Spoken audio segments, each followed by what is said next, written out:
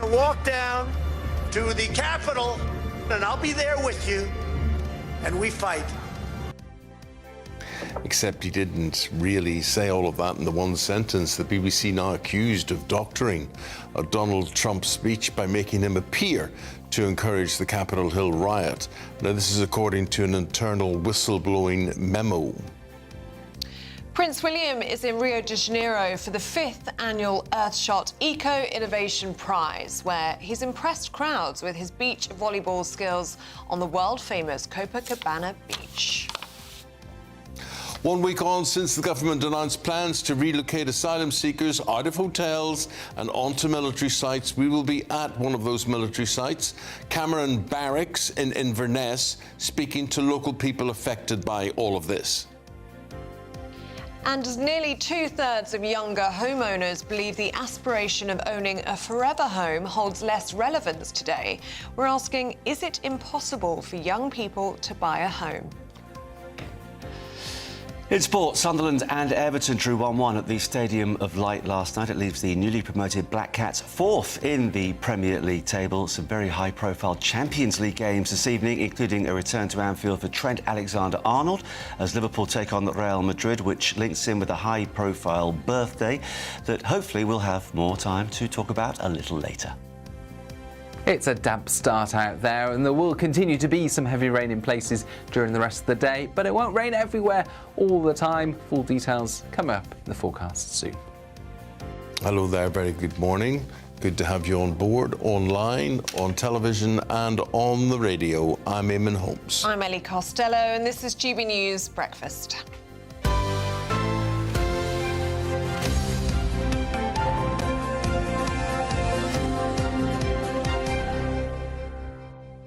And you are very welcome to Britain's #1 news channel.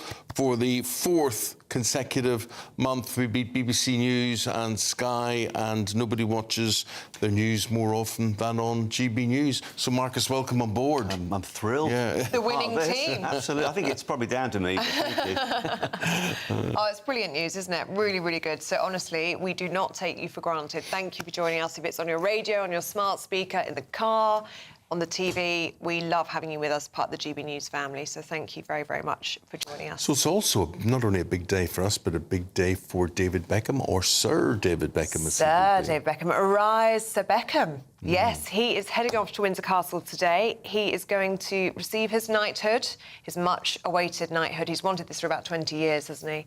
And it's going to be bestowed upon him, we hear, from the King himself, because the two of them have a very close friendship. Yeah, over things like gardening and honey. He's, it seems to fit quite naturally with him, though, Marcus, doesn't it? I think nobody will be surprised that he's reached this stage. As Eddie said, he's been looking to do it for a long time. Interestingly, I mean, he joins a great list of sporting legends who've been knighted, including, as you all know, Sir David Fagan, the famous New Zealand sheep shearer. What? Who won the New Zealand Golden Shears contest a record 16 times. He set 10 world records, and he's knighted as well. So Sir David could go and have a chat with another Sir David about sheep shearing at some point. There you go. He's in great company. But he runs a farm now, doesn't he? There you go. Well, yeah, he does. He's got a small holding in the Cotswolds. Yeah. But I like this part as well. Victoria Beckham will obviously be there alongside David. She is making his suit that he's going to wear today. Ooh. The first time that she's ever ventured into menswear, and it's going to be a morning suit, so we can keep an eye out for those pictures a bit later. There's money in everything, isn't it? No, it's very romantic, Eamonn. Very nice that she's 4 making minutes past 6 o'clock on this Tuesday morning. Thank you very much indeed for your company. Big story we're leading on today is the Chancellor's called pre-budget press conference as fears of tax rises loom. Yes, Rachel Reeves is set to announce that she's prepared to break Labour's manifesto promise not to raise income tax. Now, this comes after the Prime Minister's official spokesperson refused to stand by the government pledge of not increasing VAT, national insurance or income tax. So, could this be a make-or-break moment for the Chancellor? Well, join us now in the studio, journalist Adam Cherry on this one. We say, could this be a make-or-break moment? This is a break moment, isn't it, surely? I mean, it's pretty astonishing, actually. It's only a year ago. Well, let's take it slightly further back. So you mentioned the manifesto. That's barely a year old in itself. And I think the only promise that everyone can really remember from that thing is we will not raise national insurance, VAT, or income tax. Yeah. Then, at the last budget, 40 billion in tax rises. And the Chancellor then said, when delivering that budget, she will not do this again. This is a reset, stabilise the economy, and it's a once-in-a-generation thing. Now here we are again, and we're rolling the pitch again for even more tax hikes, and more significant ones, really, because, as I said, this was foundational to their promise just over a year ago that they wouldn't do this.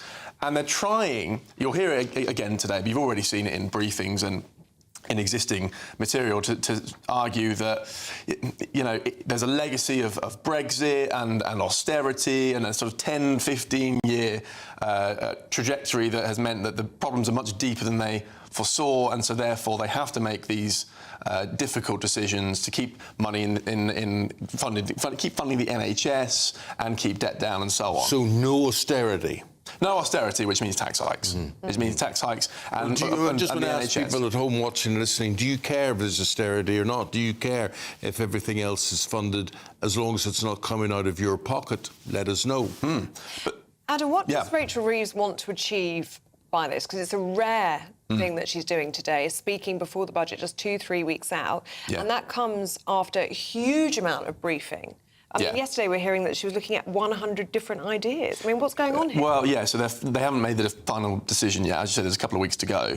So Treasury sources, usually special advisors, senior people who know what's really going on, start flying these kites, which is to say putting things in little bits in newspapers, judging the mood, testing the temperature, and then figuring out, OK, well, I think we can get away with this.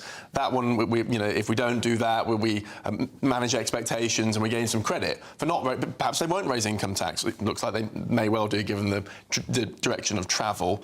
But not all of these things which are appearing in the newspapers today will be implemented. It's just a question of which ones and to what level.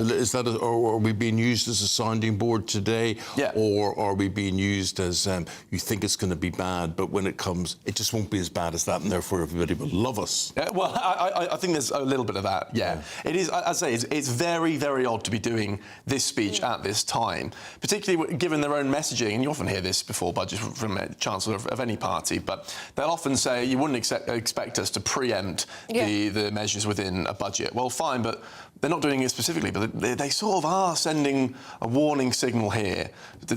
Get ready, basically, brace yourselves, because they know politically this is very damaging. Well, it's a huge political gamble, isn't it? Do you think that the electorate, or MPs actually, will forgive Rachel Reeves for this? Because so much of what they've pushed out already wasn't even in the manifesto, and then what is in the manifesto, it looks like she's going to row back on. Well, I think Rachel Reeves is protected by the fact that the markets won't tolerate anyone else, basically, because they all think, well, if we get someone else in, they'll probably raise taxes even more and make more of a dog's dinner of things. So she's probably staying in situ, at least for now, although I would suggest that, this is the most precarious her position has been since probably the winter fuel allowance debacle, where she came in and then, without promising it in the manifesto, a couple of weeks later announced it was being cut, and then there's a rebellion, and then so it's all over the place. So she's made mistakes before.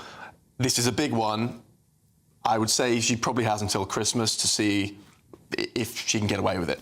Well, what she isn't getting away with, and I think she's a massive failure at this, like most politicians, is creating wealth. She talks about, creating wealth within the economy and whatever it is. Where, how? They think they go off and they do some third-rate trade deal with India or whatever, and that's going to solve everything.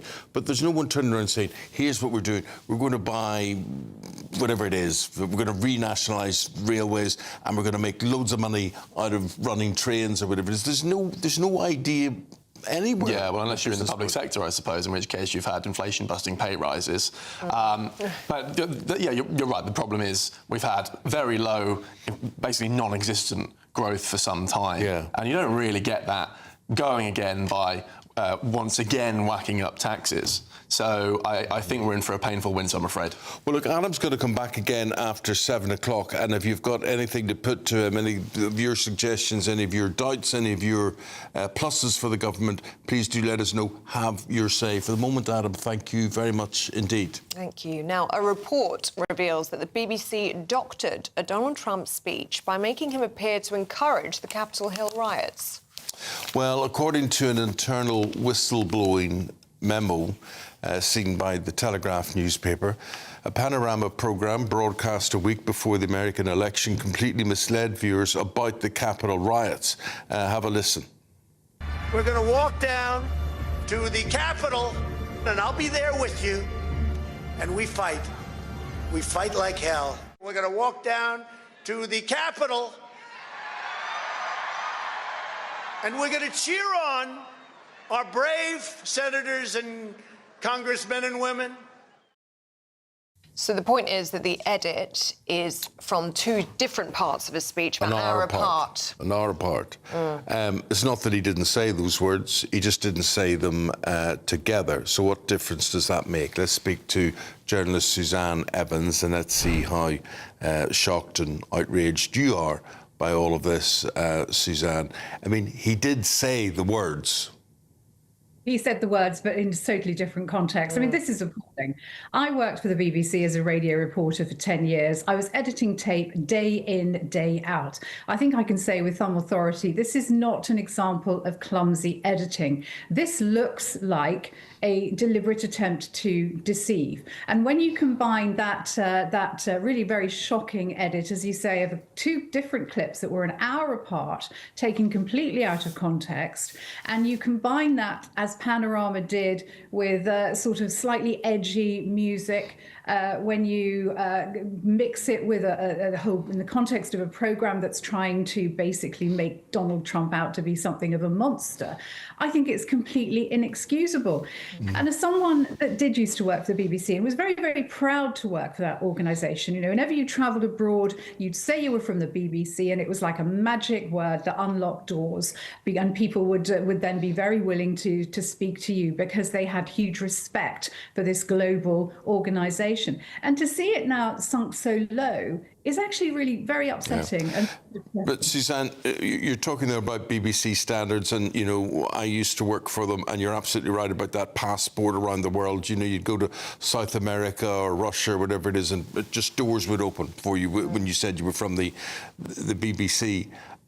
But here, this is a basic thing we all learn at journalism college and whatever it is. This is just basically untrue. It's fabrication. And the thing is as well, Suzanne, I think, speaking as journalists, what would happen there is if you were doing cuts of a speech, you'd have a white flash, wouldn't you? If you were doing it in print, you'd have ellipses just to reference the fact that there's obviously a gap and a time delay between those two quotes. And that hasn't happened in this case.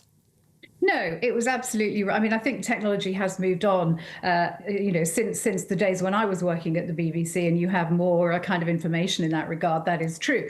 But I just don't understand really how this got through editorial. You know, it's a program like this, and let's not forget, this was broadcast a week before the US election in October last year. So even though it's not a national election, a BBC, a British election, this is potentially arguably interfering in a foreign election. Now, the BBC prides itself on upholding democracy. It prides itself on upholding news values. I think the thing that really sticks in the craw here for me is the BBC is just so, on the face of it, opposed to so-called fake news. It talks constantly, everything's referred to BBC Verify. You know, BBC Verify, we are the authentic, pinnacle arbiters of the truth, and we're going to tell you what's right and what's wrong. They have their disinformation correspondent, Mariana Spring, who's still in post despite the fact it was shown that she embellished her CV to get the job. The BBC puts itself on this moral pedestal, and here it has completely not just fallen off it, it's plunged and it's almost gone through the floor. But Suzanne, you say how did it get through editorial? I think it got through because it looks so good. It sounds so good. It sounds so natural. You wouldn't know, why would you question it? I think it's also because, and I'm sorry to say it, but I have some former colleagues I worked with, and I can see just today that they are subsumed by this kind of left-wing agenda. They just don't see things in an objective way, and it's not just incidents like this when the BBC has a kind of anti-Trump agenda, so thinks that everybody else shares their view. It's a kind of like corporate groupthink, really. It's in other things too, and let's not forget this one incident that we're talking about today is part of a 19-page dossier that's been written, and more is clearly going to come out about this. But one of the other things, for example, that dossier talks about is BBC's not tackling certain issues. So in a sense, licensed payers are also paying not to hear things about the transgender debate, for example. That's one example given in the dossier. It's very pro the trans lobby. There's not so much talk on the BBC about the other approach, about the anti-approach. It was the same when I moved into politics and was fighting for the EU referendum campaign in 2016. The pro-Brexit voice, I was usually only one on a panel of maybe 3, 4, 5 people who was actually pro-Brexit. So as I say, it's this groupthink mentality. It's a left-wing, pro-Islam, anti-Christian groupthink at the BBC that's going to bring it down if it doesn't do something about it. Well, Suzanne, I want you to listen to what the BBC have said. Maybe you'd like to comment after this. The BBC, what did the BBC spokesperson say? While we don't comment on leaked documents, when the BBC receives feedback, it takes it seriously and considers it carefully. Michael Prescott is a former advisor to a board committee where differing views and opinions on our coverage were routinely discussed and debated. Well, Suzanne, that really says nothing to me. Well, what it says to me is, it's actually quite laughable. We don't comment on leaked documents. That's the whole basis of some of the BBC journalism. Leaked documents are gold dust to a journalist. It's what they want and they want to talk about. I'm sorry, that's just laughable. Laughable. Well, thanks for giving us a laugh this morning. Wonder is Donald Trump laughing? We'll hear what his response is. I think it'd be very interesting to see what response he makes to this. Might well be. I think that will be very interesting. Thank you very much, Suzanne. Good Appreciate to see you this Suzanne. morning. Thank you very much indeed. Well, Donald Trump Jr.'s already responded, saying that BBC is fake news and that British journalists know better than US journalists. So it'll be interesting when his father sees this and what his response is going to be. The Prince of Wales has impressed the crowds with his beach volleyball on the world-famous Copacabana as he begins an official visit to Brazil. Yes, Prince William was keen to feel the Rio sand between his toes as he showed off his competitive edge.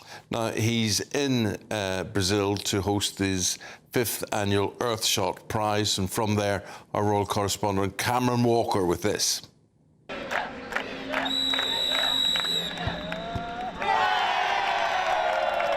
Scoring goals and winning hearts. At Rio's iconic Maracanã Stadium, William joined Brazilian football royalty, 2-time World Cup winner Cafu. They put young people through their paces in football drills, part of a campaign to inspire football fans to take up the fight against climate change. That's the leadership we need. Prince William's in Brazil for his Earthshot Prize, finding solutions to repair the planet. He engaged with young climate leaders invited to Brazil for a special 3-day summit. Meanwhile, enthusiastic locals greeted the future king, whose presence at Sugarloaf Mountain was a big surprise. It's where Rio's mayor offered William the keys to the city, against the backdrop of the iconic Christ the Redeemer statue. Britain and Brazil are celebrating 200 years of shared values, and the Prince, Rio's mayor tells us, is a big part of that. Well, he was very nice, amazed with the beauty of the city, and we are very happy to have him here. It's a big honor for the city. So he's got the keys, he can do whatever he wants in the next 72 hours. The city belongs to Prince William. Back home, it's easy to get complacent about our royal family, but here in Rio, you really get a sense of the love and excitement for our future king, and perhaps a reminder of just how important our royal family can be for brand Britain on the world stage. The formalities didn't last long, though. William abandoned his shoes and socks and got stuck in on Copacabana Beach, playing volleyball, alongside Olympian Carolina Solberg. Yeah, he's good. He's tall, so he can hit easily. He was jumping good. Yes, I think if he practiced, he could be really good. Today, the Prince of Wales is launching a new initiative to support Indigenous people on the front line of nature conservation. Cameron Walker, GB News, in Rio de Janeiro. Go from the sunshine of the Copacabana to thinking about winter and the festive season. It's never too early, isn't it? So how would you like to have your Christmas on us this year? Because this is a goodie, isn't it? 40 grand in tax-free cash. And a big dinner. A huge dinner, £1,000 in food vouchers to spend on dinner. That's a huge Christmas lunch. And the best part is a GB News goodie bag, all under the tree for you in time for Christmas. Here are all of the details that you need. We're giving you the chance to win your entire Christmas this year paid for by us. First, we'll give you an incredible £30,000 in tax-free cash so you can have a brilliant new year. Then we'll give you a further £10,000 cash to spend on all your Christmas presents, the decorations, even the tree. Christmas lunch, that's on us too, with £1,000 in shopping vouchers to spend at your favourite supermarket. Finally, a GB News Christmas goodie bag. And the best news? You'll get it all in time for the big day. For a chance to win, text WIN to 63225. One entry costs £2.50 plus one standard network rate message. Or text BONUS to 63225. 5 entries cost £5 plus one standard network rate message. Go to gbnews.com/win. Entries start at £2.50. Call 0903 686 3232. Calls cost £2.50 plus your network access charge. Or post your name and number to GB17 PO Box 8690 Derby DE1 9TT. UK only. Entrance must be 18 or over. Lines close at 4 p.m. on the 28th of November. The winner may be contacted live on GB News, week commencing the 8th of December. Please check the closing time if listening or watching on demand. Good luck. Yes, good luck. Now, 21 minutes past 6. Let's get a check on the weather with Aidan McGibbon. Expect warm spells with the odd rude interruption. Box Boiler sponsors the weather on GB News. Hi there and welcome to the latest update from the Met Office for GB News. It's another dull and damp day for many of us. Wet in places as well, particularly western parts of the country. But with moisture-laden southwesterly winds, it's also going to be a mild one. Now, it won't be raining everywhere through the day. Parts of northern Scotland and Northern Ireland will see some brighter spells in between showers. The showers most frequent in the far northwest. But across much of England and Wales, it's very rainy, with the wettest weather increasingly towards South Wales and the southwest of England. Rain warning in force. It'll be breezy here as well, but at the same time it's going to be mild, 15 or 16 Celsius in the south, 13, 14 further north. The wet weather just continues into the evening rush hour across South Wales, southwest England. There'll also be spells of rain further north. This bout of wet weather affecting much of northwest Scotland, extending into parts of Northern Ireland as an area of showers. Likewise, southern Scotland seeing some rain, although the central belt at times avoiding the wetter weather. Northern England, drier for a few hours before this area of rain across Wales. The south and southwest starts to move northwards. So all in all, a very soggy end to the day on Tuesday. And it stays cloudy, it stays breezy overnight, with those spells of rain becoming less heavy, less persistent, but a damp look overnight for much of England and Wales, southern Scotland, Northern Ireland. Clear spells for the north of Scotland and cooler here, but elsewhere it's double figures, if not teens, as we begin the day on Wednesday. And Wednesday does start off with some heavy rain in places. Initially, the focus will be across the south and southwest once again. Then those rain bands move north. So if you are heading out for a bonfire display Wednesday evening, there will be some showery rain around. A little bit of uncertainty about exactly where these outbreaks of rain end up, but it's most likely to be wettest towards the north and the west. Some drier and clearer spells towards the southeast. Expect warm spells with the odd rude interruption. Box Boiler sponsors the weather on GB News. Well, thanks for your company today. Britain's #1 news channel. That's what we are, and the figure's growing all the time. Thanks to you. So appreciate that. 24 minutes past 6 o'clock on this Tuesday morning. Still to come. We are looking ahead to Remembrance Sunday, and we're going to be hearing about the Veterans Breakfast Club. It's a really fantastic initiative. We're going to be talking about that next.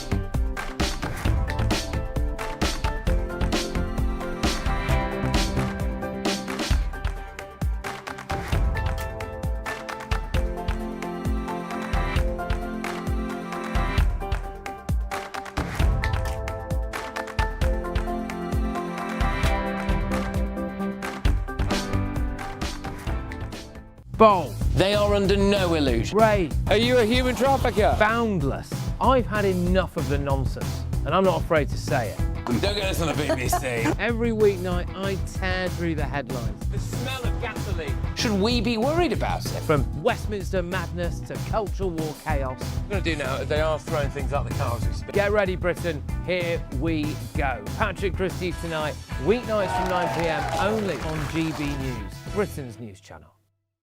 Westminster, the ultimate clique. And you're fighting like rats in a sack. But here on the Camilla Tominey Show, we ask the questions the establishment media is too scared to ask. OK, let me ask you a straight question, because I know you're a straight-talking politician. Whether it's net zero, illegal immigration or law and order, nothing is off limits. You had the power then.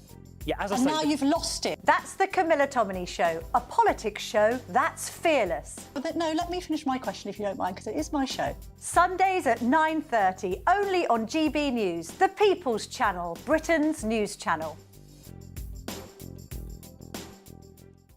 At GB News, we love to hear from you, our loyal community. So drop us a line at gbnews.com/yoursay. There, you can talk to each other and also to the presenters live on air. gbnews.com/yoursay, because GB News is your channel, Britain's news channel.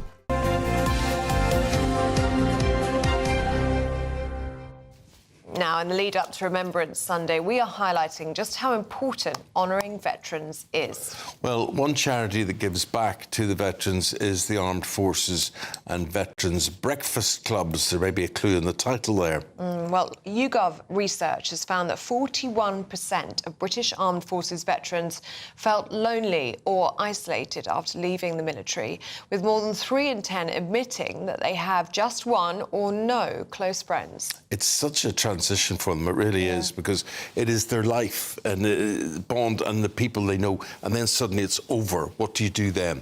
CEO of the Armed Forces and Veterans Breakfast Clubs, Derek Hardman, joins us now.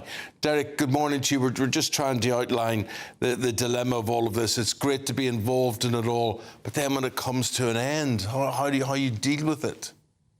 Well, it's very difficult it's very difficult for civilians these days. If you think about it, everybody's looking for their tribe. You know, they go to gyms and to join football teams, Amdram. They go to all sorts of different clubs looking for their tribe. But when you think about the military, the vast majority of us join straight from school, which is a sort of regimented existence anyway, all heading in the same direction, all got the same ideology and views, and the military intensifies that. So when you get people who've been through a military career, 10, 15, 20 years, they don't return to civilian life. They often become civilians for the first time. And then they've got to navigate that whole alien world that is Civvy Street for the first time. Yeah. And they've got this, they've been indoctrinated, they've been to be soldiers, sailors, airmen, airwomen, with a completely different set of standards and ideologies. Those are the problems. Get those, and they're well spelt out by you. What is the solution, or how do the breakfast clubs help? We put them back in that pseudo-military environment. We put veterans together. They speak the same language. They have the same standards and ideologies. They take the mickey out of each other. And they eat together, they break bread together, like they did when they served. And then often the breakfast clubs is just the beginning. After that, you get veterans helping each other. They've got each other's backs. It's just like when they were serving. When you knew, if you lived in a quarters area, you knew every single neighbour. You don't get that in civilian life. They knew all the names. They knew what the job roles were. But and that's kind of what happens. We've now got over 518 clubs, a smattering in 15 countries around the world. And we've not had to try. It's been organic. They've just come together, and they find it so natural to be together in that tribe. Well, it's a simple idea, isn't it? But it could be life-changing, and it is life-changing, I'm sure, for so many veterans, because so many veterans describe feeling abandoned after they leave the armed forces, that there's no support out there for them in that transition to civvy life. Ellie, I couldn't have said that better myself. That's exactly the sort of thing that you hear me say quite often. They walk out of the gate for the last time and it feels like the door slams behind them. and then they've got to navigate this alien world where before you had a team of people behind you that back you up, and then you end up in civilian life, and that leads to isolation. And when you look at the stats you were reading out earlier on, one of the stats you missed off was there's 2 million vets in this country. 23% of them have contemplated suicide. That's, dear. That's like 250,000 people. Whereas in the breakfast clubs, I suppose you all speak the same language, you understand each other, and even if it's difficult things like the suicide contemplation, I mean, at least you're sharing it with someone. What can everyone do, Derek? I mean, you're outlining the problems there and how the breakfast clubs are the solutions. How can the general public help you? Well, we are now getting the breakfast clubs also has turned into a bit of a link between sort of the veterans and civilian life. Before the breakfast clubs, you saw veterans on Remembrance Day that we're coming up to on Sunday, but then they sort of disappeared again. Now we're getting breakfast clubs that are going to hospitals with Easter eggs for children at Easter or Christmas presents. Go and find your local breakfast club. afvbc.world is where you need to look. There's a whole support system we've put on there to help veterans with training, etc. Finding jobs, finding assistance. DWP has signed up with us. So if you go to that, you find your local club, go along, speak to people. It's not just, we're not just excluding anybody else. If you want to walk into a breakfast club and speak to vets, and hear some of the amazing stories. Some of them, you have to be recognised to get a medal, but some of the people I speak to on a daily basis, they say they were just doing a job, but they're absolute heroes. Well, Derek, I wish we had more time to talk about you with you, because it's so very interesting and I know helpful to get it out there and people to know what it's out. But look it up yourselves, the Armed Forces and Veterans Breakfast Clubs. Look them up and see what they do. Derek Hardman, thank you. Appreciate talking to you. Thank you for your service. Thank you very much. Oh, thank you very much. Thank you. Now, think on that, and here's the Daily Reflection. The GB News Daily Reflection. My name is Marcus Mack. I'm a priest in the Church of England. Whenever I get invited to a wedding, I always feel a great sense of privilege. For the couple, their wedding day is probably the biggest and most important day of their lives. So what an honor it is to be invited to share in their moment and joyfully celebrate their union. I feel blessed that they wanted me to be there. In the Bible, marriage and weddings on earth are used as an analogy of the ultimate wedding in heaven. They are images, pictures of the ultimate marriage, the union between Christ and his bride, the church.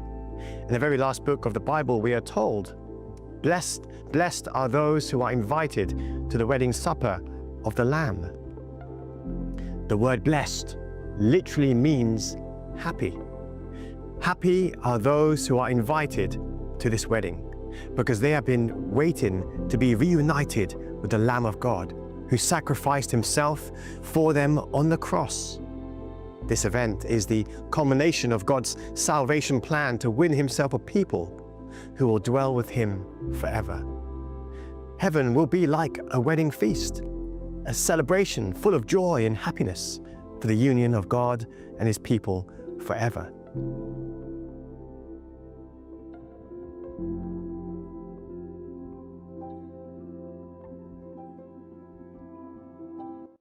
And we'll now give you a chance to reflect on the travel situation. Here it is. Good morning. This is the latest AI travel news from gbnews.com. The A92 Tay Road Bridge is closed to double-decker vehicles due to high winds, with a speed restriction of 30 miles per hour affecting driving conditions. The A55 Britannia Bridge is also affected by high winds. In Staffordshire, all lanes of the M6 southbound entry slip at junction 13 are closed following a collision. In Windsor and Maidenhead, the M4 westbound entry slip at junction 8 is closed for a tyre change. And on the trains, Avanti West Coast passengers face major disruptions between Carlisle and Preston, while the Caledonian sleeper has no service between Edinburgh, Glasgow Central and London Euston. For more travel news, go to gbnews.com.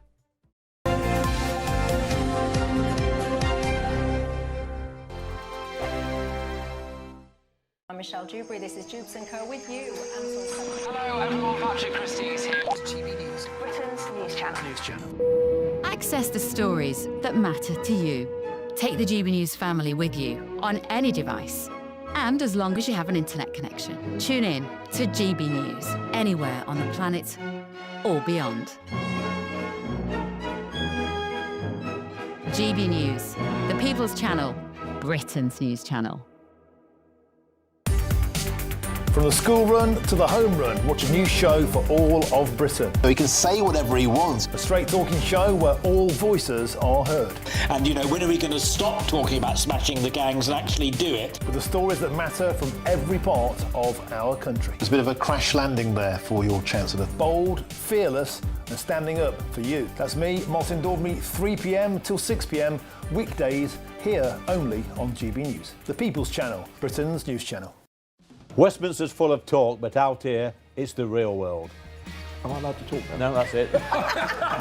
This is where it matters, real people and real lives. That's what politics is all about. In fact, has Trump made a good start? No. Straight answers, no spin, and just a couple of pints. How many fingers have I got up? About 10. So join me for Lee Anderson's Real World every Friday at 7 p.m, only on GB News. The People's Channel, Britain's news channel. You want to know what's really going on in the corridors of power? Labour don't know what to do with you half the time, and that makes you quite lethal in the chamber. Get behind the headlines with Chopper's Political Podcast. Join me, Christopher Hope, as I sit down with the great and the good of British politics. We'll see where this ruling takes us. These are the stories shaping our nation. Chopper's Political Podcast, available now on all platforms. Listen in and stay ahead. Decisions made in Washington aren't just shaping America, they're shaping Britain too. From migration to global security, from crime to health. Whatever happens in the White House today will be felt in your town or city tomorrow. That's why The Late Show is live from Washington, D.C. Cutting through the politics to show you what it all means for Britain. The Late Show live every night at midnight. Only on GB News, Britain's news channel. Exciting news. Every Friday, my Patrick Christie's Tonight Show is going to have a twist to it. We're welcoming some special guests. You. That's right, on Fridays I'm going to be doing my show in front of a live studio audience because this show is about you and what you have to say. It's going to be the same big debates, same big topics, same big opinions. But every Friday night at 9 p.m, you are invited to come on down to Patrick Christie's Tonight to be a part of the action. Only on GB News, the People's Channel, Britain's news channel.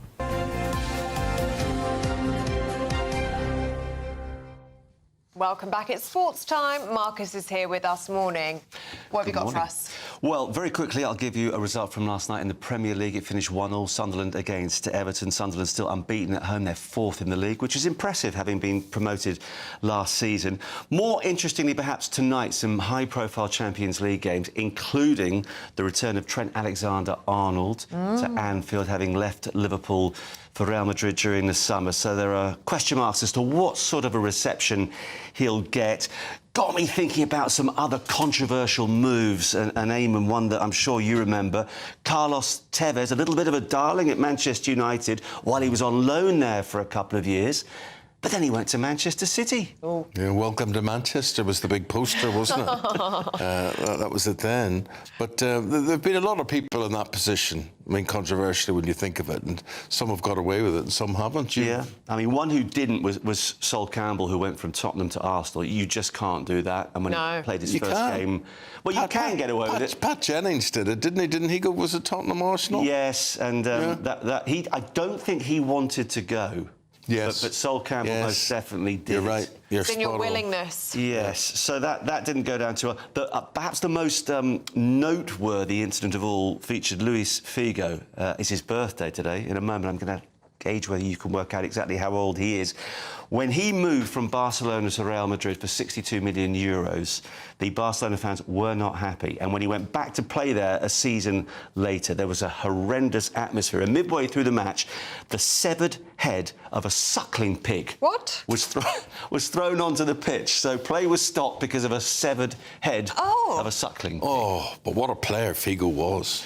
He was a fantastic player. 127 caps for Portugal. He won the Ballon d'Or. He won it all. How old do you think he is today, guys? I'd say be in his 50s, Oh, would you? late 50s. I was going to say 48. 48?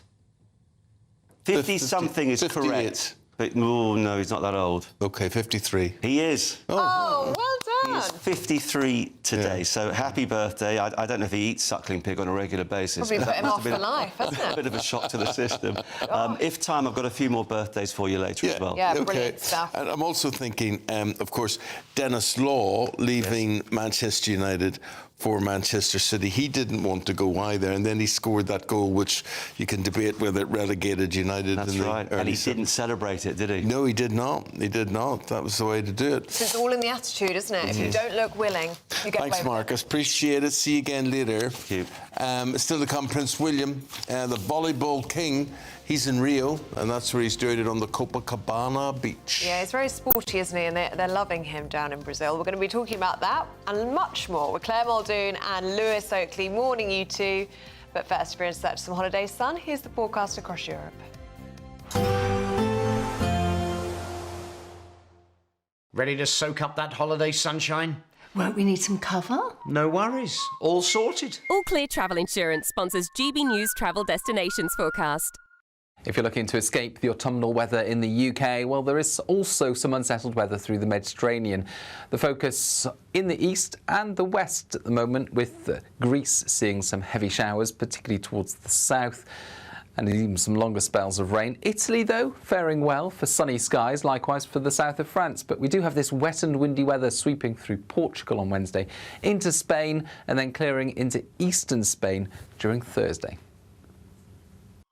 All Clear Travel Insurance sponsors GB News Travel Destinations Forecast. At GB News, we love to hear from you, our loyal community. So drop us a line at gbnews.com/yoursay. There you can talk to each other and also to the presenters live on air. gbnews.com/yoursay, because GB News is your channel, Britain's news channel. Good afternoon, Britain. Weekdays from midday. We do have problems in the UK at the moment, but I will say I don't think it's all doom and gloom. We have great safety nets here, strict protections to protect and help children. We have free education ranking 4th in the world for universities as well. Free NHS, dodgy as it may be sometimes. And we also have a lot of culture, history and green spaces, which I think is really important. 74% of children said that they can walk to a park or green space near them. So I don't think it's all that bad, but I do think we have lost our sense of community, and that's something that we need to work on. Why do you think it is that so many fewer people are having children now? I mean, the birthing, the sort of fertility crisis that this country has entered into, to be fair, matching basically all of the developed world, fewer and fewer people are having children. I don't think it's just about the money. I think there's actually a huge social media rise of child-free influencers. I don't know if you've seen any of these, but they're just very anti-children. They call them dinks. Have you heard of dinks? Double income, no kids. Oh, yeah. It's very interesting. And I think it's, you know, we look at somewhere like Somalia, where they have around average 5 children per family. They have virtually no benefit system, no pension system. Their children are their pension. And so I think in the UK, maybe we have too many options. People, I'm not saying it's all avocado on toast, but I think people are just really not seeing it as a popular option. GB News, the People's Channel. Join me, Nana Akwe, for an informative, interactive news programme with a difference. It's fun. No, he didn't say that, Dave. I'm so surprised. I think there's an element of truth to that. Join me from 3 p.m. every weekend, only on GB News, Britain's news channel. In the GB Newsroom, we bring you the news as it happens. With our team of dedicated journalists across the UK, we're ready to keep you up to date with what's happening every half an hour, every single day. Bulletins here on GB News, the People's Channel, Britain's news channel.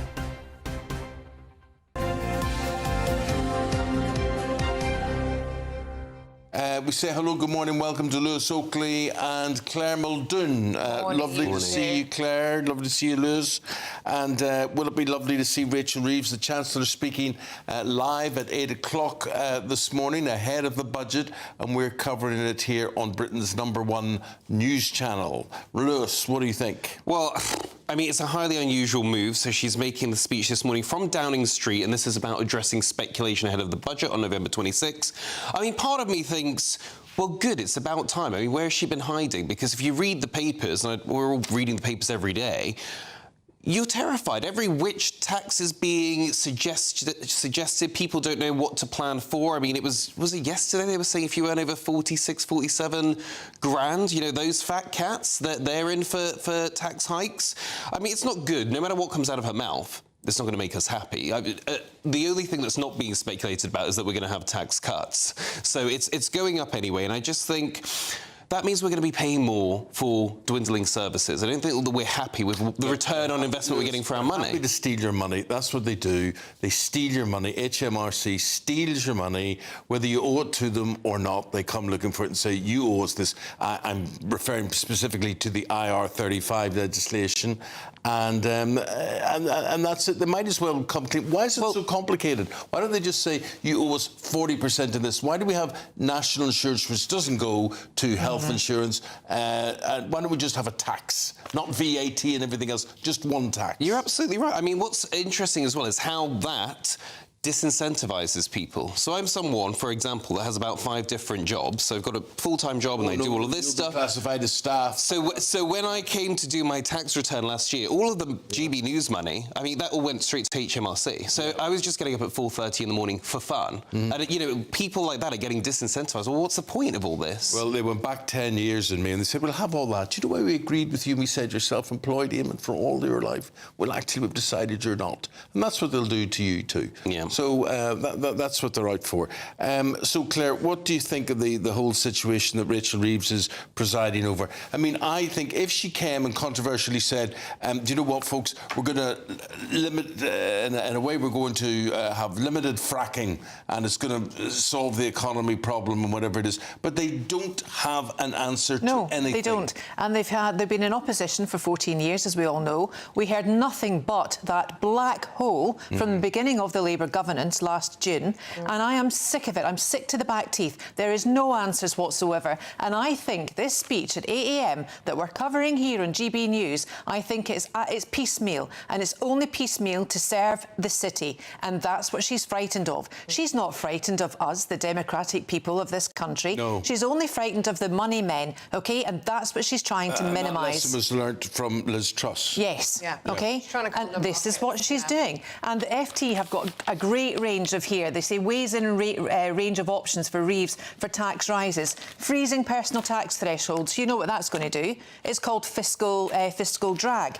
Then increasing income tax, imposing national insurance on partners and landlords, raising gambling levies, increasing bank taxes, imposing mansion tax, the farmers' tax, inheritance tax. There is nothing in these options for growth. There is nothing in these options for hope. There is nothing in this. Live in this country? I don't know. And they regard, £40,000 as a lot of money. That you're rich. It's not. Which is That's a senior not. police officer, a senior nurse, HGV lorry drivers getting in touch yesterday saying, I don't feel rich, I feel nowhere near rich. And that's who Rachel Reeves is potentially targeting now. I mean, sorry.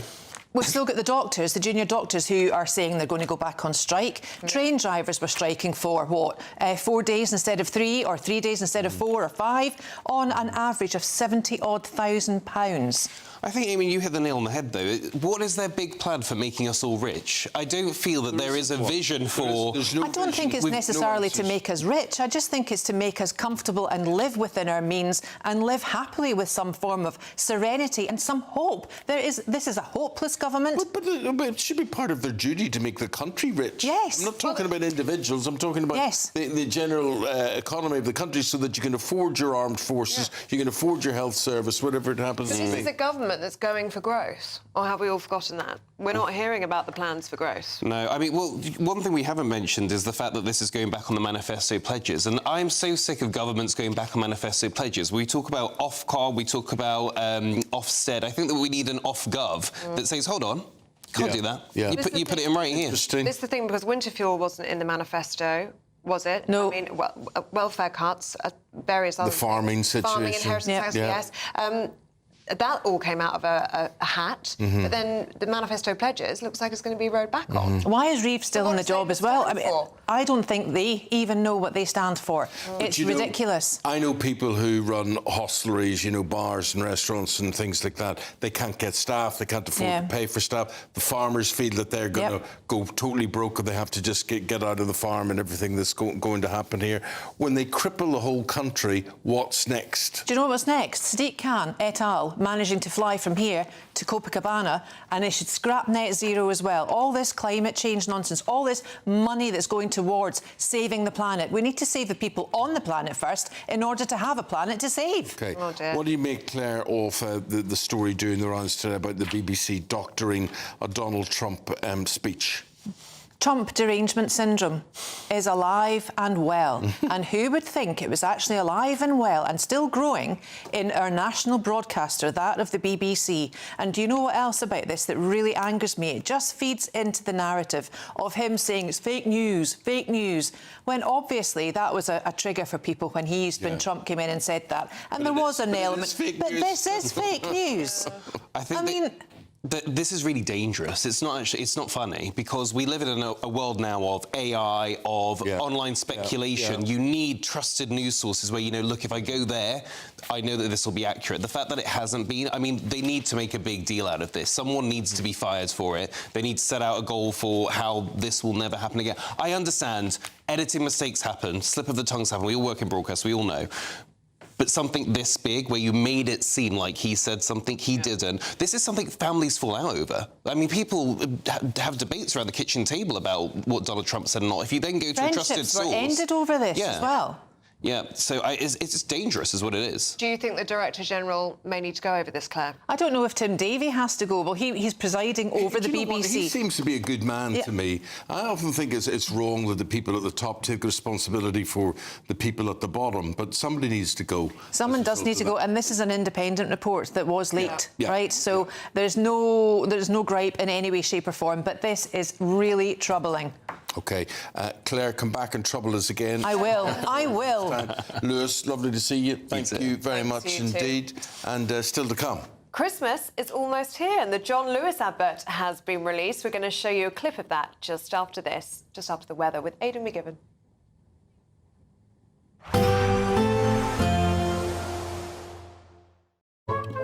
Today's outlook: cool, calm and completely horizontal. Boxed Aircon sponsors the weather on GB News. Hi there, welcome to the latest update from the Met Office for GB News. It's another dull and damp day for many of us, wet in places as well, particularly western parts of the country. But with moisture-laden southwesterly winds, it's also going to be a mild one. Now, it won't be raining everywhere through the day. Parts of northern Scotland and Northern Ireland will see some brighter spells in between showers, the showers most frequent in the far northwest. But across much of England and Wales, it's very rainy, with the wettest weather increasingly towards South Wales and the southwest of England, rain warning in force. It'll be breezy here as well, but at the same time it's going to be mild, 15 or 16 Celsius in the south, 13, 14 further north. The wet weather just continues into the evening rush hour across South Wales, South West England. There'll also be spells of rain further north. This bout of wet weather affecting much of northwest Scotland, extending into parts of Northern Ireland as an area of showers.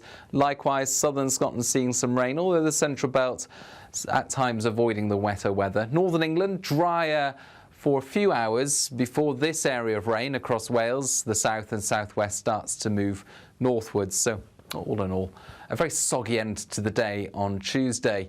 And it stays cloudy, it stays breezy overnight with those spells of rain becoming less heavy, less persistent, but a damp look overnight for much of England and Wales, southern Scotland, Northern Ireland. Clear spells for the north of Scotland and cooler here, but elsewhere it's double figures, if not teens, as we begin the day on Wednesday.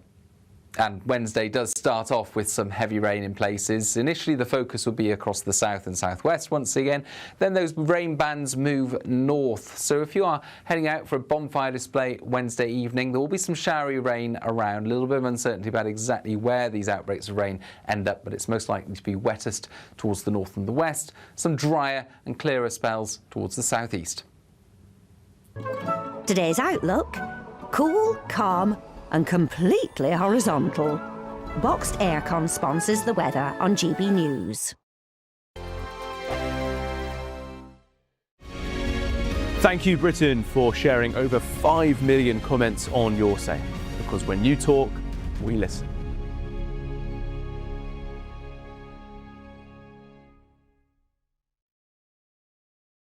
Good morning. This is the latest AI travel news from gbnews.com. The northbound A82 at Stirling Road is shut. Find alternate routes. The M4 westbound is congested between junctions 24 Coldra and 26 Malpas. A collision on the M6 southbound at junction 13 in Staffordshire has closed all lanes. Expect normal traffic between 10:45 and 11. The M1 northbound has lane closures between junctions 14 and 15 at Milton Keynes due to a collision. The A2070 northbound, between the A2042 and the M20 in Kent, has lane restrictions due to a police incident. And on the trains, Avanti West Coast has disruptions between Carlisle and Preston. For more travel news, go to gbnews.com. We're giving you the chance to win your entire Christmas this year paid for by us. First, we'll give you an incredible £30,000 in tax-free cash. Then we'll give you a further £10,000 cash to spend on all your Christmas presents, even the tree. Christmas lunch, that's on us too, with £1,000 in shopping vouchers to spend at your favourite supermarket. Finally, a GB News Christmas goodie bag. For a chance to win, text WIN to 63225. One entry costs £2.50 plus one standard network rate message, or text bonus to 63225. 5 entries cost £5 plus one standard network rate message. Go to gbnews.com/win. Entries start at £2.50. Call 0903 686 3232. Calls cost £2.50 plus your network access charge, or post your name and number to GB17 PO Box 8690 Derby DE1 9TT. UK only. Entrance must be 18 or over. Lines close at 4 p.m. on the 28th of November. Please check the closing time if listening or watching on demand. Britain was once the envy of the world. But look around. A nation that no longer knows what it is or where it's going. A country that's broken. How do we fix Britain? How do we bring it back? Friday night with Matt Goodwin at 8 p.m. only on GB News. No matter the state it's in, this is our nation. Join me, Jacob Rees-Mogg, for a genuine, honest discussion on where we have been, where we are going, and where we are with the people who set the direction. Tune in to State of the Nation every Monday to Thursday, 8 to 9 o'clock, only on GB News. Britain deserves a newsroom that puts the facts and your voice first. Well, and that's what you get on GB News. Lively debates, lively conversation. And we're not afraid to hold power to account. And each other. So join me, Andrew Pierce. And me, Miriam Gates, for Britain's Newsroom, weekdays from 9:30 on GB News.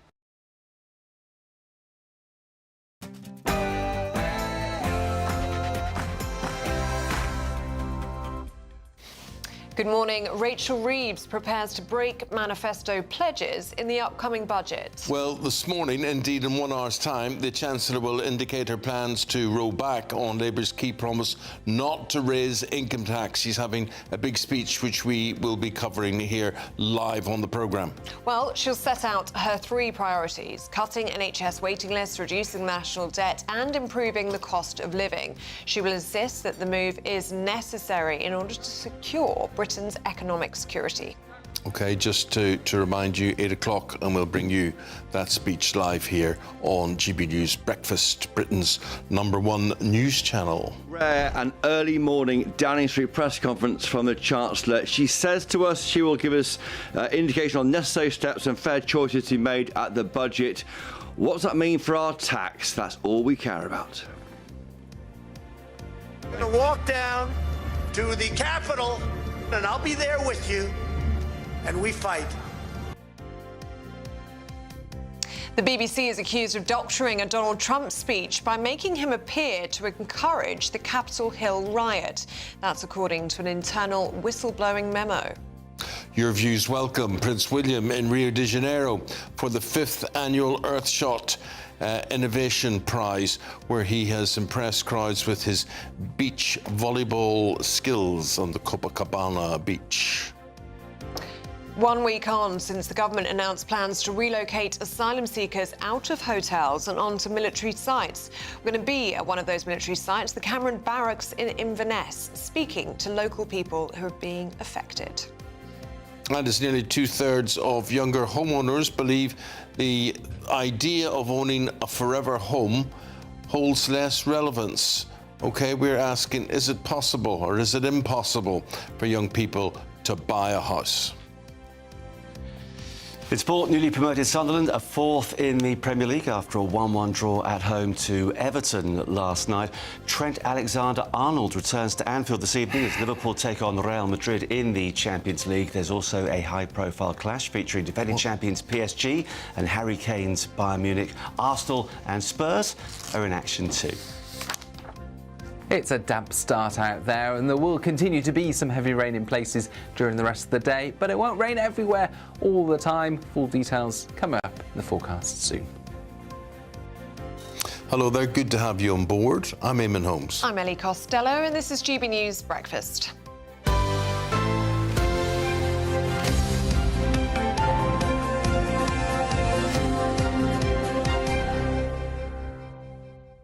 Christmas is coming, and do you know why we know that? This is getting fat. Please put a penny in the old man's hat. Yeah. If you haven't got a penny, a halfpenny will do. If you haven't got a halfpenny, God bless you and your old man too. Do you know that one? Yes, I do. I'm old enough to know that one, sadly. She's sitting here thinking, what is he talking about? What is going on? Yeah. It's an old classic. Oh, right, OK. Yeah. Well, this is a new classic, the John Lewis advert. It's just dropped, just been released. So should we have a little watch and see what this year has got in store for us? All right, kids, let's clear all these prezzies off the table. Oh, yep, that one too, thank you.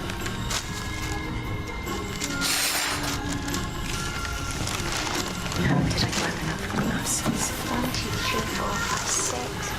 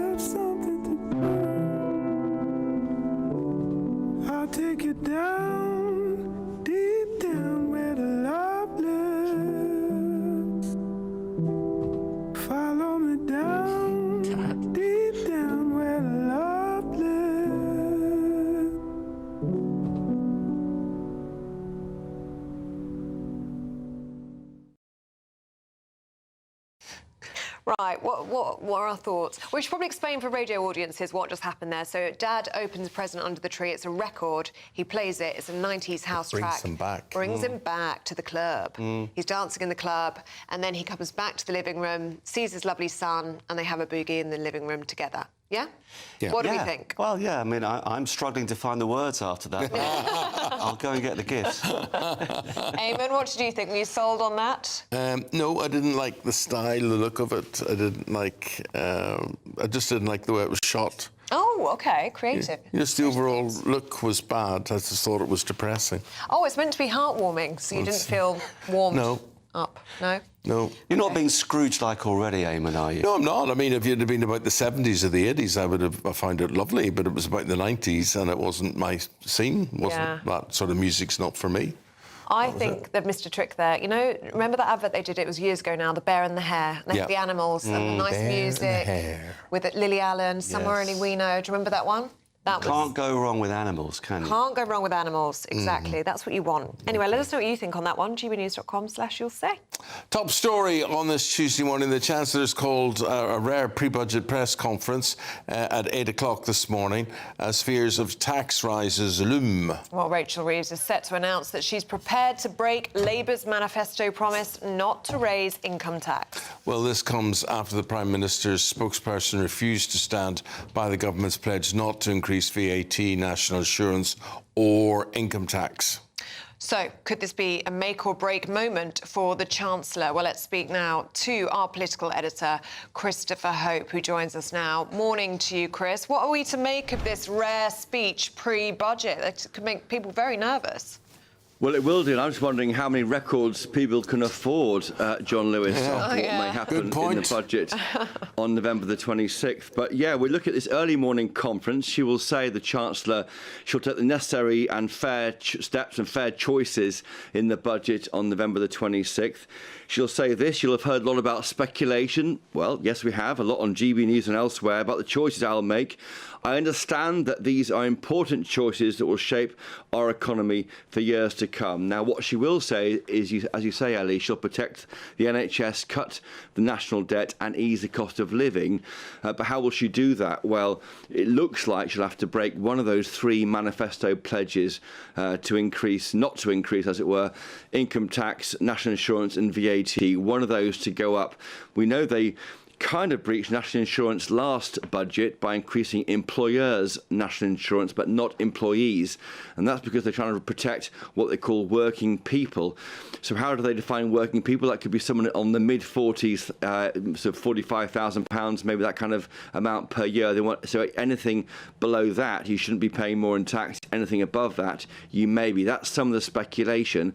So there could be a 2p hike in income tax. That could be worth maybe £6 billion a year into the coffers, and that could be weighed off by an increase in national insurance, and that would mean that only the wealthiest, as the government would see it, pay. So that they would see that impacting on maybe landlords and maybe pensioners. There's lots of risk attached here, of course, because if you break manifesto pledges, often the voters don't forget. It happened to Norman Lamont in 1993 when he put taxes up after Black Wednesday in 1992. Of course, Nick Clegg increased tuition fees in the 2010 to 2015 government. People never forgot about that either. So I think very highly risky, but it looks like something has got to move. But there was maybe some hope out today from a group called the Resolution Foundation. They think there could be more billions to play with than she thinks she's got. But it does feel like today she will pitch roll for these big tax increases, one of those big three later this month. Highly rare to have a press conference so near to the budget in Downing Street, and be live, of course, on GB News. OK, talk to you again later, Chris. I know you'll be covering that for us. Appreciate it. Thank you very much indeed. In the studio, Adam Cherry, journalist on this one. What do you make of whatever she's going to do? We've got Reform UK responding to it already. How are they going to handle this? Reform, well, interesting, they had the big press conference yesterday, Nigel Farage. They do a lot of these. They're trying to fill the airwaves, right? But so yesterday was all about planting a flag on the economy, which they know is frankly their weak point. They're totally, well, they're untested on everything, but at least on immigration, everyone has a pretty clear idea of what they want to do and their credentials there. So Farage stands up yesterday and says, look, we're going to be fiscally responsible. And what does that mean? Well, in practice, what it meant was basically junking everything that was in their contract with the people. They're not a manifesto that they were elected on in July 2024. And there are some really big things in that. There was raising the personal tax threshold up to £20,000, raising the higher rate to over £70,000, adjusting things on corporation tax, and so a whole bevy of things, the IR35 rules, which you mentioned earlier on the show, Eamonn, all that stuff. And that was going to cost a bomb unless you made massive, massive spending cuts. Now, they're still promising spending cuts, but the precise areas where a lot of this stuff is going to fall, even after yesterday, is unclear, particularly on the tax side. It's now aspirational to get those thresholds moved. It's now aspirational to seriously cut tax once spending is under control. But exactly where that falls, even, as I said, after yesterday, we still don't know. This is going to be so disappointing for some people, isn't it, Adam? I mean, we're talking about Rachel Reeves breaking manifesto pledges. Yeah. What we're talking about here is Reform UK breaking their contract with the people. And they've proudly said, we don't want a manifesto, we want a contract with you, the people, so that you can fully trust us. And it seems like they're already breaking those promises. So you're that contract. Yeah, you're seeing some the political messaging for justifying this is pretty similar between Labour and Reform. So they're saying Labour have said that this financial circumstances have changed, so therefore they have to respond in kind. And now Reform are saying pretty much the same thing. Now, I suppose Reform can say, well, we were elected with 5 MPs and then Labour have come in and the financial circumstances have significantly changed and will again by the time we come to the next election in 4 or 5 years, well, 3 or 4 years now. OK, but as you say, Farage is all about sticking it to the man and saying politicians lie and repeatedly break their promises. We're going to be different. But now, in an effort to prove that they're financially responsible and signal to the markets that they're not going to cause some sort of Liz Truss-style episode, you end up with a bit of tension there. And also, don't forget, it's going to be pretty difficult for them to sell this to their coalition of voters. How do they win the traditional Tory heartland who like these tax cuts? You've just raised something that makes me think, how can Reform then say they're any different fiscally from Labour than anything else? Well, I suppose their argument will be that in laying these aspirations, it's all in the language and then how you sell it, right? So they're saying if you wake up with an alarm clock, if you are a bit of a go-getter, if you're appealing to the plumber, the small business owner who tries to make a go of it, we're for you. Well, fine. But then there's also the other side of their voting base, which is in the red wall seats, a sort of more traditional working class vote, or maybe pensioners. Yeah. So this is that impossible coalition, so to speak, which often is difficult to maintain once in office. Or the Tories found this as well, albeit there was a pandemic and a series of scandals. But it does prove that once you are serious about getting into government, you have to make very, very difficult choices because you know that you're actually going to be tested and you can't just have a contract with the people, which you know realistically doesn't matter because you're only going to have 5 or 6 MPs in Parliament in the first place. And two things that were floated yesterday that wouldn't go down particularly well with their base. I mean, the over-65s, the talk of scrapping the triple lock would not be popular. Yeah. And at the other end of the scale, cutting the minimum wage for young people. And we know that Reform are doing well with Gen Z. Yeah, so they're performing, obviously the Greens and Labour, they'll still, with the young people, I think most of the left they'll clean up the left there. But the political consequences of the triple lock decision are massive, as you said, because, the over 65s vote. Yeah. They vote in droves. And I think the triple lock now, or the state pension overall, cost 130-odd billion of the welfare budget and will rise to 7.7% of GDP over the next 30-odd years. So it's a huge, huge portion of taxpayers' money going on this. And Reform haven't quite committed either way yet. It is still a different position to the Tories and Labour, who say they are absolutely committed to it. But I think they're just waiting to see the mood music and to test the water over the next couple of years. Well, see if they need to make a hard choice there. Adam, thanks for your overview of things. Appreciate it. Leave it there. Thank you very much indeed. 7:15 exactly is the time. Now, a report reveals that the BBC doctored a Donald Trump speech by making him appear to encourage the Capitol Hill riot. Well, according to an internal whistleblowing memo that's been seen by the Telegraph newspaper, a panorama programme broadcast a week before the last US election completely misled viewers about the Capitol riots. Let's take a listen. We're going to walk down to the Capitol, and I'll be there with you, and we fight. We fight like hell. We're going to walk down to the Capitol, and we're going to cheer on our brave senators and congressmen and women. Well, what do you make of all of that? We're going to get the views of former BBC presenter and editor Roger Bolton. Roger, very good to see you, talk to you. And hypothetically, I just want to put it to you: if I had any doubt, which I wouldn't have had, but if I had been working in the panorama office and I needed authorization, I'd have gone to someone like you and said, Roger, what do you think of this edit? What would you have thought, Roger? Well, I think that it's a very difficult. What you're doing is compressing a load of segments. Did they misrepresent what Trump was doing? And the answer is no. By putting the two comments as closely together as that, did they, as it were, restrict a proper and widespread understanding of what he was saying? I think it's tricky, and I wouldn't have done that edit. But I think this piece of journalism is a classic hit job, frankly, and a disgraceful piece of journalism by the Daily Telegraph. I mean, what are we talking about here? If you look, the bipartisan House Select Committee that investigated the incident said that the attack was the culmination of a plan by Trump to overturn the election. He clearly encouraged people to come for days and days and days before, to come to the Capitol. He clearly on the day and in the morning spoke to the rioters. Of course, he just gave himself enough room so that he wouldn't be actually saying to them, go and riot. But a bipartisan, including 7 Republicans, convicted him of a plot to effectively overturn the democratic wishes of the American people. And subsequently, I mean, he said it was all, radical left-wing Democrats, he'd been robbed of the victory and everything else. Subsequently, every judicial inquiry and every inquiry said there's no evidence for that, and he lost it. What they were trying to do was to stop Congress on that day ratifying the election. And in the end, his own vice president, thankfully for American democracy, said we can't do that. So there's no doubt that, 1, Trump encouraged what was going on. 2, he refused to call in the National Guard. And, so the general, was it broadly true? Yes. Should they have done this particular edit in that way? Probably not. But don't you think they've changed the meaning of what President Trump is saying there by taking a clip from the start of a speech and then taking a clip from about an hour later?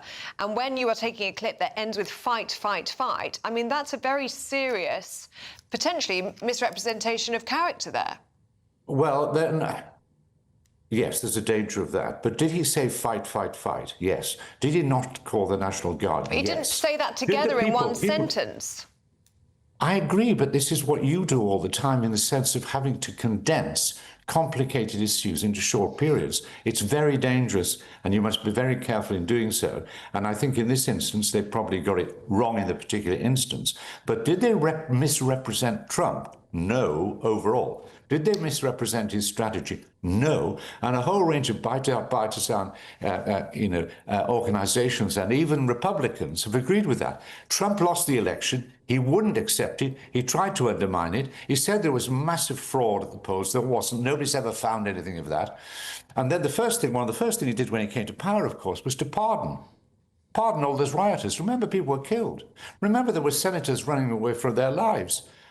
But this is a rewriting of history. Now, what is really distressing to me about the Daily Telegraph, and I call it a hit job, it is, there's another one apparently going to come up on Gaza, is that by focusing on a small detail, which is important, they distract attention from the wider picture.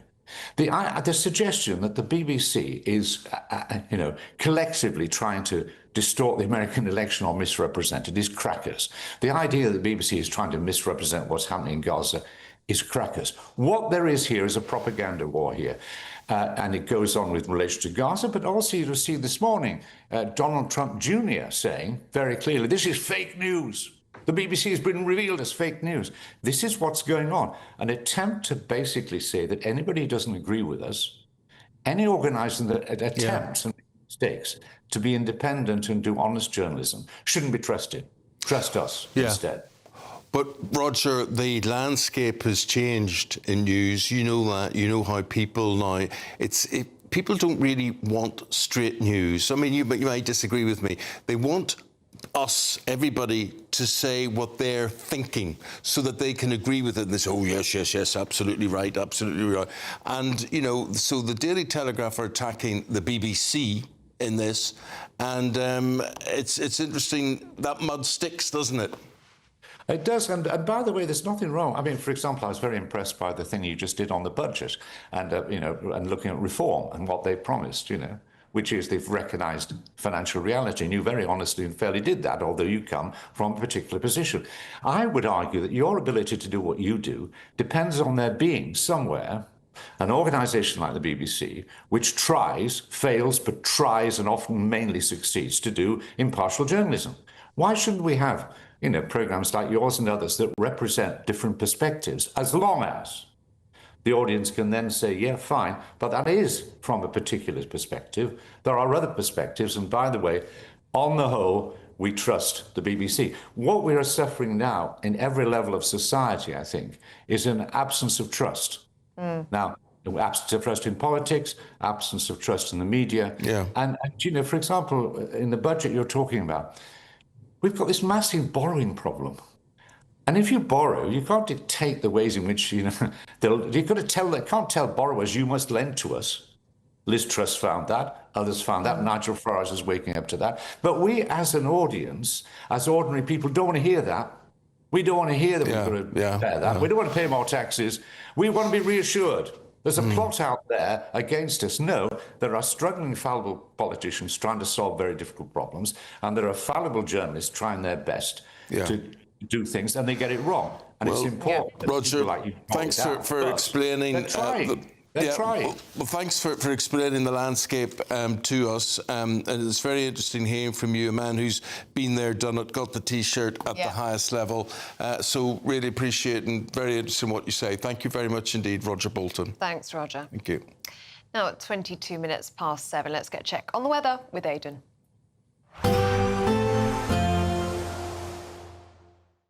Expect warm spells with the odd rude interruption. Boxed Boilers sponsors the weather on GB News. Hi there, welcome to the latest update from the Met Office for GB News. It's another dull and damp day for many of us. Wet in places as well, particularly western parts of the country. But with moisture-laden southwesterly winds, it's also going to be a mild one. Now, it won't be raining everywhere through the day. Parts of northern Scotland and Northern Ireland will see some brighter spells in between showers. The showers most frequent in the far northwest. But across much of England and Wales, it's very rainy, with the wettest weather increasingly towards South Wales and the southwest of England. Rain warning in force. It'll be breezy here as well, but at the same time it's going to be mild, 15 or 16 Celsius in the south, 13, 14 further north. The wet weather just continues into the evening rush hour across South Wales, southwest England. There'll also be spells of rain further north. This bout of wet weather affecting much of northwest Scotland, extending into parts of Northern Ireland as an area of showers. Likewise, southern Scotland seeing some rain, although the central belt at times avoiding the wetter weather. Northern England, drier for a few hours before this area of rain across Wales. The south and southwest starts to move northwards. So all in all, a very soggy end to the day on Tuesday. And it stays cloudy, it stays breezy overnight, with those spells of rain becoming less heavy, less persistent, but a damp look overnight for much of England and Wales, southern Scotland, Northern Ireland. Clear spells for the north of Scotland and cooler here, but elsewhere it's double figures, if not teens, as we begin the day on Wednesday. And Wednesday does start off with some heavy rain in places. Initially, the focus will be across the south and southwest once again. Then those rain bands move north. So if you are heading out for a bonfire display Wednesday evening, there will be some showery rain around. A little bit of uncertainty about exactly where these outbreaks of rain end up, but it's most likely to be wettest towards the north and the west. Some drier and clearer spells towards the southeast. Expect warm spells with the odd rude interruption. Box Boiler sponsors the weather on GB News. Now, it's never too early to think about the festive season, and this is a goodie. It's our latest Great British giveaway, and Christmas could be on us. £40,000 in tax and tax-free cash. Tax-free cash, Not tax. And you can have the Christmas of your dreams. Have a look at this. We're giving you the chance to win your entire Christmas this year paid for by us. First, we'll give you an incredible £30,000 in tax-free cash so you can have a brilliant new year. Then we'll give you a further £10,000 cash to spend on all your Christmas presents, the decorations, even the tree. Christmas lunch, that's on us too, with £1,000 in shopping vouchers to spend at your favourite supermarket. Finally, a GB News Christmas goodie bag. And the best news? You'll get it all in time for the big day. For a chance to win, text WIN to 63225. One entry costs £2.50 plus one standard network rate message. Or text BONUS to 63225. 5 entries cost £5 plus one standard network rate message. Go to gbnews.com/win. Entries start at £2.50. Call 0903 686 3232. Calls cost £2.50 plus your network access charge. Or post your name and number to GB17 PO Box 8690 Derby DE1 9TT. UK only. Entrance must be 18 or over. Lines close at 4 p.m. on the 28th of November. The winner may be contacted live on GB News, week commencing the 8th of December. Please check the closing time if listening or watching on demand. Good luck. And good luck to you if you're a young person trying to buy a home. Is that possible or impossible? Debating that next.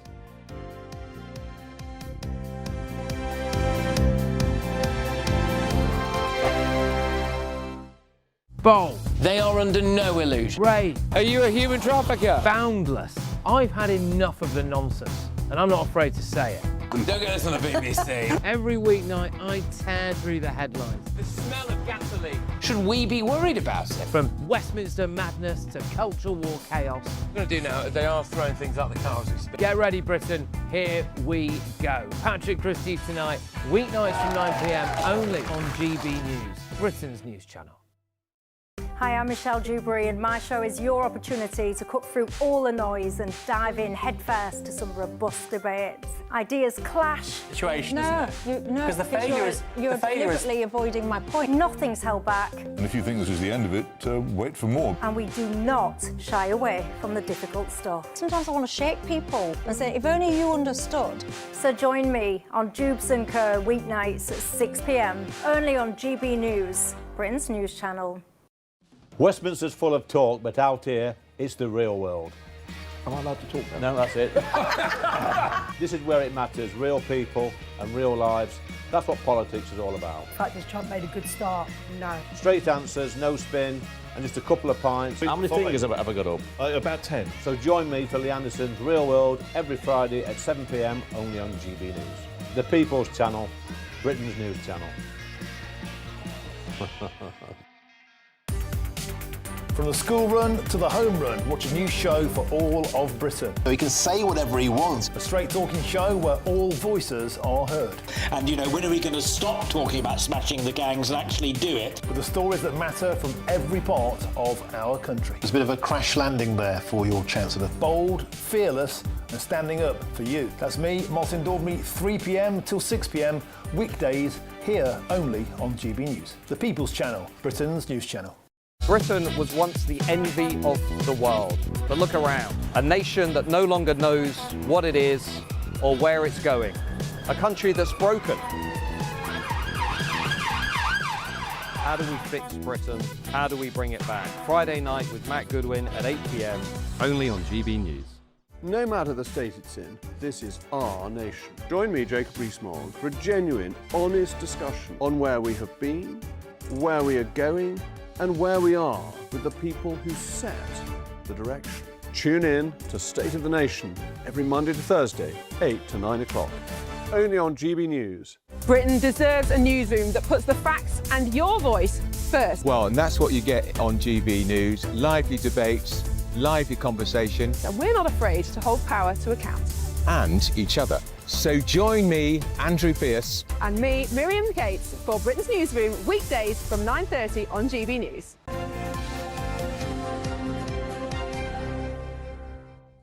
Going to talk now about the idea of a forever home, something a lot of people did take for granted growing up and saving and whatever it is, but that idea might be fading fast. Yeah, especially among younger homeowners. This is new research from Zoopla, which shows that nearly 2/3 of people under the age of 35 say that owning their one perfect long-term home just isn't as important as it once was for their parents' generation.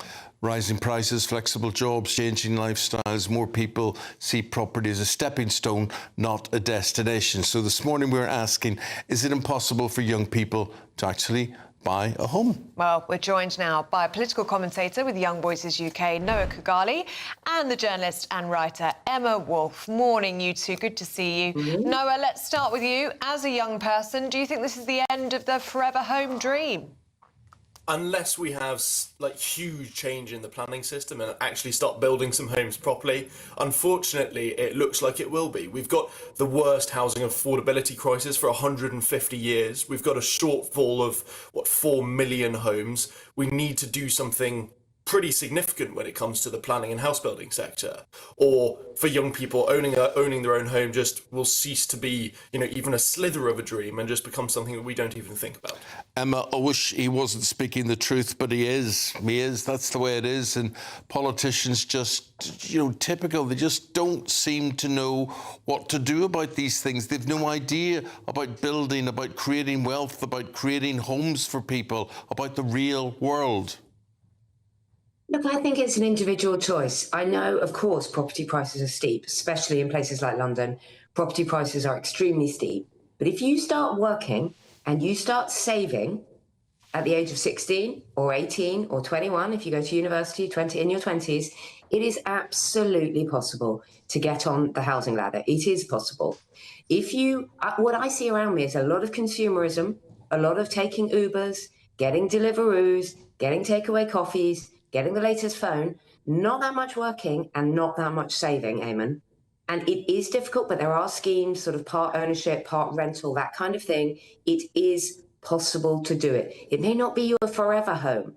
It may not be the perfect home that you get in your 20s. Absolutely not. My first place was a tiny flat. And then I was on the property ladder. I was on my way. And that was all to do with working and saving. So it is possible if you focus. The other day, the weekend, my neighbours were having a Halloween party. I think pretty much every single young person, I'm talking about people in their 20s, that I saw arriving and leaving was in an Uber. Well, that kind of thing, it doesn't sound much, but it's how you save. If you're taking night buses like we did in our 20s, you're taking night buses, you're getting on e-bikes, you're getting yourself around and you're saving every single month, you will actually build up. Noah's laughing at me. But it is the way to do it. Noah's shaking his head. Let's bring him in, Emma. About house prices without saving. Let's bring Noah in. Noah, you're shaking your head there. You're not happy. There is a conceptual disparity, I think, that is on display here about what is expensive and what isn't. Ultimately, what we have now is the average home is 9 times the average salary. Rents in England are pushing 36% of salaries is what people are paying on average if they're, a single person renting. And that's not to, they're not, splashing the cash there. That is just incredibly unaffordable. You can, not get a £5 Uber as much as you want, but it doesn't close that gap. The only way we close that gap is by building more homes, ultimately. And it's a very easy argument to make. Look, and it's a stereotype. You always hear that, young people are buying avocados and that's why they can't afford new homes. That is complete nonsense. And everybody should know that is complete nonsense. The issue is the rising cost of homes whilst in comparison to wage inflation. And ultimately, that's the issue that stops young people buying homes, not that they're maybe buying a new iPhone. Well, that's the big dilemma. That's it. Guys, thanks very much indeed for raising the issue, getting people thinking and getting them talking this morning. Remember, have your say if you want to contribute to this. But to Noah and to Emma, thank you both very much indeed. Yeah. Don't think any amount of avocado toast in the world or all the Ubers in the world, you couldn't get a house deposit together if you're on a low salary. Still to come, doctors are warning that it may not just be drinking alcohol that can put drivers over the limit. Find out what they're talking about, Claire Muldoon and Lewis Oakley, right after this short break.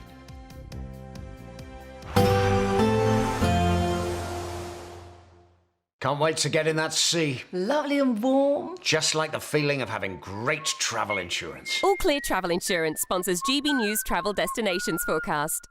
If you're looking to escape the autumnal weather in the UK, well, there is also some unsettled weather through the Mediterranean. The focus in the east and the west at the moment, with Greece seeing some heavy showers, particularly towards the south, and even some longer spells of rain. Italy, though, faring well for sunny skies, likewise for the south of France. But we do have this wet and windy weather sweeping through Portugal on Wednesday, into Spain, and then clearing into eastern Spain during Thursday. All Clear Travel Insurance sponsors GB News Travel Destinations Forecast. Thank you so much for helping us to reach 8 million followers and subscribers across our social media channels. That's 8 million fearless Brits standing up for what really matters. Good morning. This is the latest AI travel news from gbnews.com. Road users travelling on the A83 at Reston Be Thankful are currently being diverted onto the old military road due to adverse weather conditions. Please follow the signed diversions and anticipate longer journey times. Drivers on the M4 westbound between junctions 24, Coldra and 26 Malpas can expect congestion, so plan accordingly. On the trains, there is major disruption on Avanti West Coast services between Carlisle and Preston. Furthermore, there is no service on Caledonian Sleeper between Edinburgh or Glasgow Central and London Euston. Stay up to date at gbnews.com for more travel news. Exciting news. Every Friday, my Patrick Christie's Tonight Show is going to have a twist to it. We're welcoming some special guests. You. That's right, on Fridays I'm going to be doing my show in front of a live studio audience, because this show is about you and what you have to say. It's going to be the same big debates, same big topics, same big opinions, but every Friday night at 9 p.m. you are invited to come on down to Patrick Christie's Tonight to be a part of the action. Only on GB News, the People's Channel, Britain's news channel. Hi, I'm Michelle Dewberry, and my show is your opportunity to cut through all the noise and dive in headfirst to some robust debates. Ideas clash. Situation, No, isn't it? no, Because the failure is you're deliberately avoiding my point. Nothing's held back, And if you think this is the end of it, wait for more. and we do not shy away from the difficult stuff. Sometimes I want to shake people and say, if only you understood. So join me on Jubes & Co weeknights at 6 p.m. only on GB News, Britain's news channel. 5 hosts, 5 opinions, 5 fearless debates, 5 unfiltered takes on the day's news. 5 reasons not to be anywhere else on Saturday night. This is the Saturday 5. You got me. You got me good there. Britain's biggest Saturday night TV show. It's not a bad brand. Yeah. Uncensored. Very, very racy tonight on the unpredictable. What does she say? Can you translate it for us? And always entertaining. And how can a country go from being led by William Wallace Saturday nights from 6 p.m. only on GB News. The People's Channel. Britain's news channel. You're going to want to stay tuned, trust me. No matter the state it's in, this is our nation. Join me, Jacob Rees-Mogg, for a genuine, honest discussion on where we have been, where we are going, and where we are with the people who set the direction. Tune in to State of the Nation every Monday to Thursday, 8 to 9 o'clock. Only on GB News.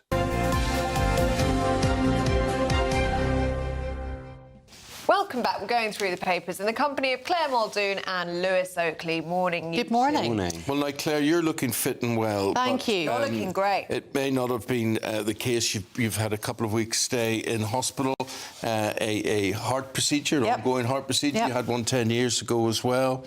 And here's a story in the Telegraph. the human heart can fix itself. Take any hope from that? I do. I take a lot of hope from this because I was admitted to the Royal Brompton Hospital under a great team of my wonderful cardiologist and superb surgeon. 3 weeks ago today, I had open heart surgery. And the thing with open heart surgery is, and the thing with any cardiac surgery, you feel immeasurably better after the event because you're not working at full capacity. And to read headlines in most of the papers today that's happening with the human heart, they're regenerating some of the DNA, some of the cells in the heart that will help not only people like me, but the hundreds of thousands of millions of people that have heart attacks across the world. And whilst I didn't suffer from a heart attack, I had a congenital heart defect that, as you quite rightly said, it was 14 years ago that I had the valve replaced. And I had a tissue valve. Now, they have, in New York, the researchers have gone to tissue valves, and we generally get those from porcine, i.e. pork, pigs, or bovine ones, which are from cows. So they grow all of those tissue valves and then implant them into humans. Right. And it gives us another lease of life, as opposed to having an artificial valve. So what these scientists and researchers have done at this hospital in New York have found with the pig's hearts, they've actually regenerated themselves. So you think about the market for this. Heart disease is one of the biggest killers in this country, ahead of cancer. And a lot of people don't know they have any heart issues. So this is fundamental to making people happy, notwithstanding, obviously, care of lifestyle, care of what you're doing. But in my view, it's stress that's the #1 killer. And the fact that a lot of people don't realise that their hearts are faulty. So I welcome this breakthrough research. I think it'll fundamentally change the cardiac vista in not only in this country but globally, and that can only be a good thing. Let's hope so. Let's hope so. Yeah, and we're glad you're well, Claire. Well, I sent you the pictures. They were quite graphic. Quite graphic, but you're looking great today. Thank you. We're very pleased, and the viewers are very pleased to see you back as well. Thank you. It is amazing what they can do these days. I was listening to a podcast recently. They were saying in sort of the next 20 years, the boom that we're going to have in this space, where we'll all be living to 200. But, you know... Do we want to live I don't want Well, we'll all be too poor to live to 200. I would just say with these things that it's that balance, right, between the hope, which is really great, but also saying, you know, this is not going to be rolled out tomorrow. You've got to weigh up the safety and effective concerns. So take inspiration from it, but, you know, it's how long until this is rolled out on the NHS? Well, yeah, could be a long time. Lewis, that's another question. What can the NHS can afford? And do we want that? Are we entitled to everything that the NHS can do scientifically? No. Do you don't think so? No, you know my views on IVF and the NHS, etc., etc. Yeah. It's not there as a menu. It's there to save people's lives. But this would. This would. Lewis, let's look at something totally different, shall we? Gen Z. We love talking about Gen Z. This is in the Sun today. This is something that makes them go, ick. Yes, this is a really fun story. So someone that has a 16-year-old, this was actually very helpful. Now I can see how I'm winding him up. But yes, so these are the phrases that we say that wind up Gen Z. Replying LOL is apparently a top offender. Yep. Of the emojis that offend, the monkey covering his eyes, that's a no-no. That is a bit cringe, yeah. Taking too long to reply is also considered a big misdemeanor. And interestingly, some 58% of Gen Zers admit that they have considered dumping a partner over poor phone etiquette. So this is more and more important. Really? Sorry. Yeah. Sorry, give me that again. 58% would have considered dumping a partner over poor phone etiquette. That's more than 1 in 2. Remember David Cameron thought LOL, lol meant lots of love. Yes. Does it not? No, it's laugh out loud. I thought it had a double meaning. I thought you could use it Depends for either. who you're sending it to. Probably can. Well, LOL as we go to the break, and we'll be back with more stories right after this. Please don't go away.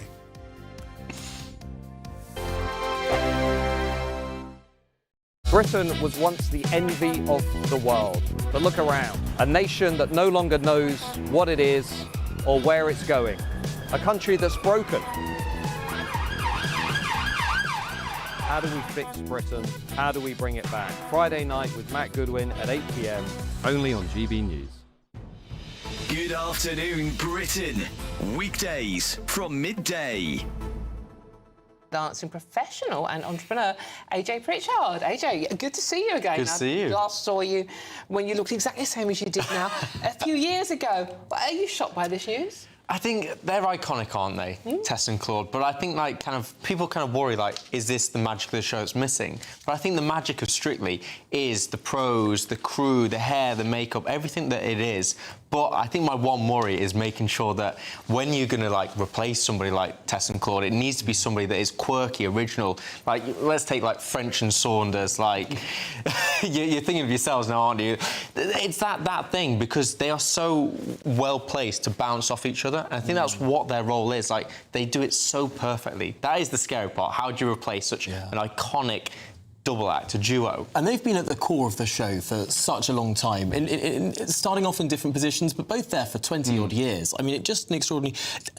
Does this sort of score or underline some of the troubles that the show has had in the last few years? A few scandals with participants, viewing numbers down a little bit.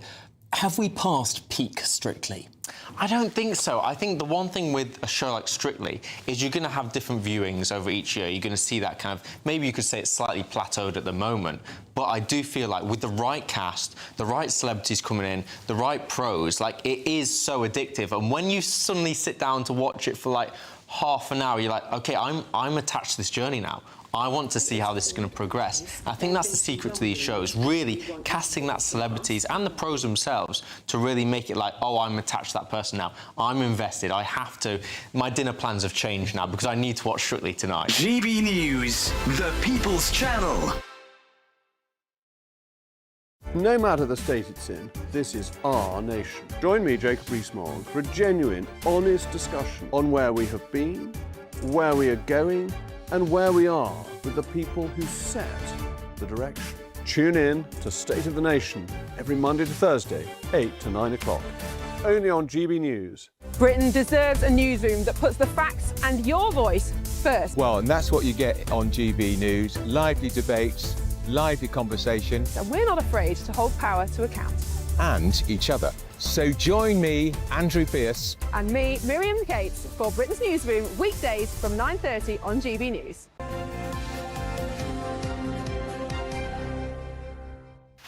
Welcome back. We're going through the papers in the company of Claire Muldoon and Lewis Oakley. Claire, this one's a bit of a shocker, isn't it, the Daily Mail? Yep. One large cappuccino can put drivers over the caffeine limit. Well, that's going to sort out all the brunchers and the early morning post-school drop-off mums, isn't it? And they're going to be sitting there with their 4x4 Chelsea's tractors and they're not going to be fit to drive afterwards, according to this piece in the Mail today. One large cappuccino can put drivers over the caffeine limit. I didn't even know there was a limit of what, 14 milligrams of caffeine, 400 milligrams of caffeine per day, the equivalent of one large cappuccino.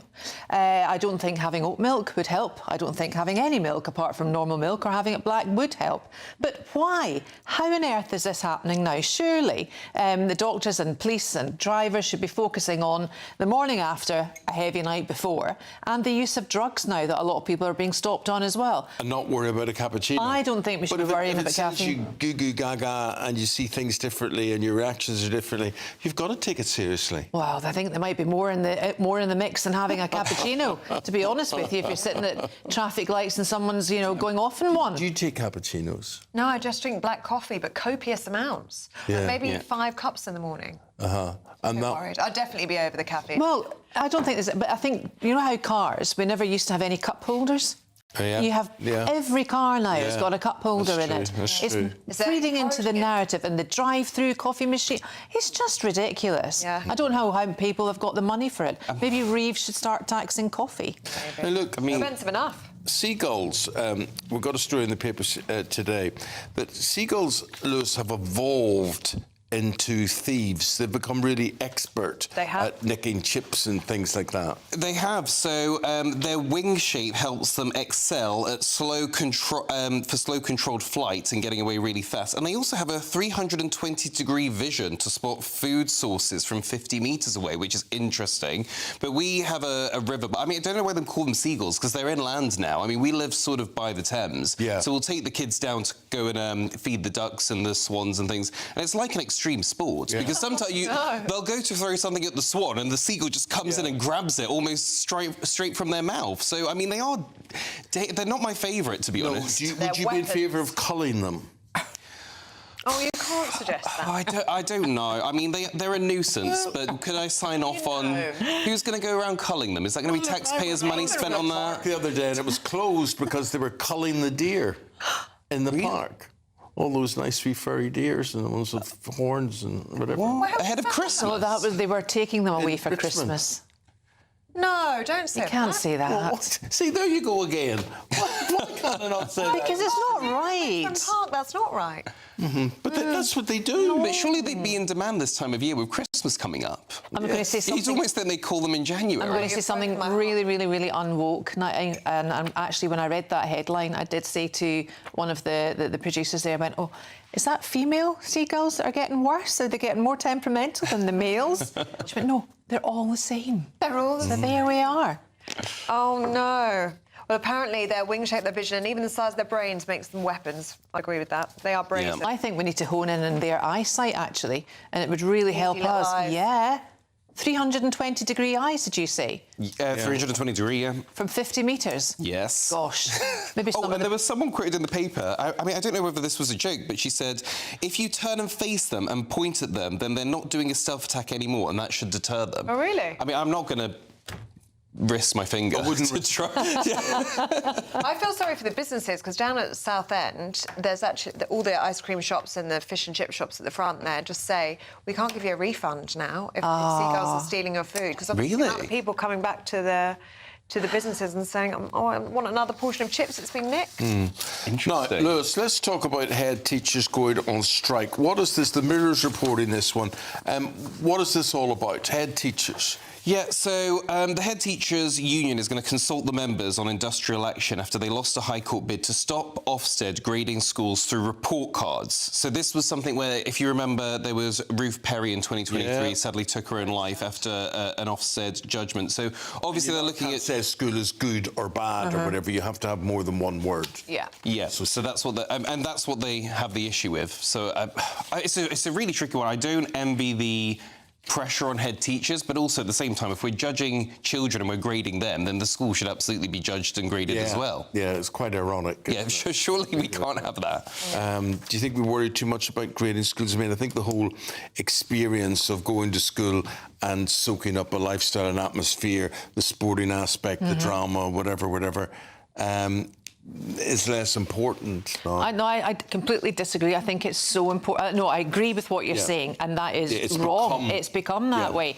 I think Ofsted isn't worth anything that it produces at all. It's far too subjective. It's more like a cut and paste. I think it's a political thing. It is, exactly. And you'll find that in order for them to get a poor result, it means bigger funding, higher funding through the children living in poverty, free school meals, therefore attainment, then going on to tertiary education. It all adds up and feeds into a funnel to try and make things more equal when it actually doesn't. Because what you'll find is if the schools are coming out from an Ofsted exam saying they're outstanding, everyone wants to send their child to the best school it can possibly be, when an outstanding result doesn't necessarily say it is the best school. It's down to admin and the admin detail that the school has. It's the same as restaurants and kitchen hygiene. You know, the inspector could walk in and the chef had his paperwork not where it should be, marked down. It's the nuance of it. Michael Gove today in the papers wants to get rid of Reeves wants to get rid of Michael Gove's e-baccalaureate. You know, there's lots of things going on at the moment in education, and I just wish they would get back to basics. Stop testing children, stop having the attainment levels, and let teachers teach. The teaching assistants aren't there to teach. They're there to help the teacher mark. Teach what? Because I think one thing that's really hard these days... Basic education. No, but I think one thing that's really hard today is knowing what the jobs market is going to be like in 20 years and how much stuff did I learn we don't that AI can do. educate youngsters for the jobs market. And whatever we think, that is very, very important. Yeah, we need a vision for what are people going to be doing in 20 years and work backwards. That's one. Look, we'll try and talk about that next time that you're back, but we've got to go to the break now. But thank you very much indeed, Aidan, or Lewis, sorry, and Claire. Thank you. Now let's get a check on the weather with Aidan McGibbon.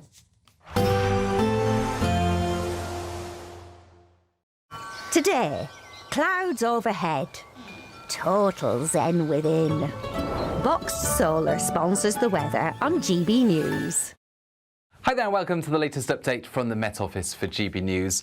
It's another dull and damp day for many of us, wet in places as well, particularly western parts of the country. But with moisture-laden southwesterly winds, it's also going to be a mild one. Now, it won't be raining everywhere through the day. Parts of northern Scotland and Northern Ireland will see some brighter spells in between showers, the showers most frequent in the far northwest. But across much of England and Wales, it's very rainy, with the wettest weather increasingly towards South Wales and the southwest of England. Rain warning in force. It'll be breezy here as well, but at the same time it's going to be mild, 15 or 16 Celsius in the south, 13, 14 further north. The wet weather just continues into the evening rush hour across South Wales, southwest England. There'll also be spells of rain further north. This bout of wet weather affecting much of northwest Scotland, extending into parts of Northern Ireland as an area of showers. Likewise, southern Scotland seeing some rain, although the central belt at times avoiding the wetter weather. Northern England, drier for a few hours before this area of rain across Wales. The south and southwest starts to move northwards. So all in all, a very soggy end to the day on Tuesday. And it stays cloudy, it stays breezy overnight, with those spells of rain becoming less heavy, less persistent, but a damp look overnight for much of England and Wales, southern Scotland, Northern Ireland. Clear spells for the north of Scotland and cooler here, but elsewhere it's double figures, if not teens, as we begin the day on Wednesday. And Wednesday does start off with some heavy rain in places. Initially, the focus will be across the south and southwest once again. Then those rain bands move north. So if you are heading out for a bonfire display Wednesday evening, there will be some showery rain around. A little bit of uncertainty about exactly where these outbreaks of rain end up, but it's most likely to be wettest towards the north and the west. Some drier and clearer spells towards the southeast. Today, clouds overhead. Total zen within. Boxed Solar sponsors the weather on GB News. Thank you, Britain, for making us the fastest growing news website in the UK. We're truly humbled, and we couldn't have done it without you.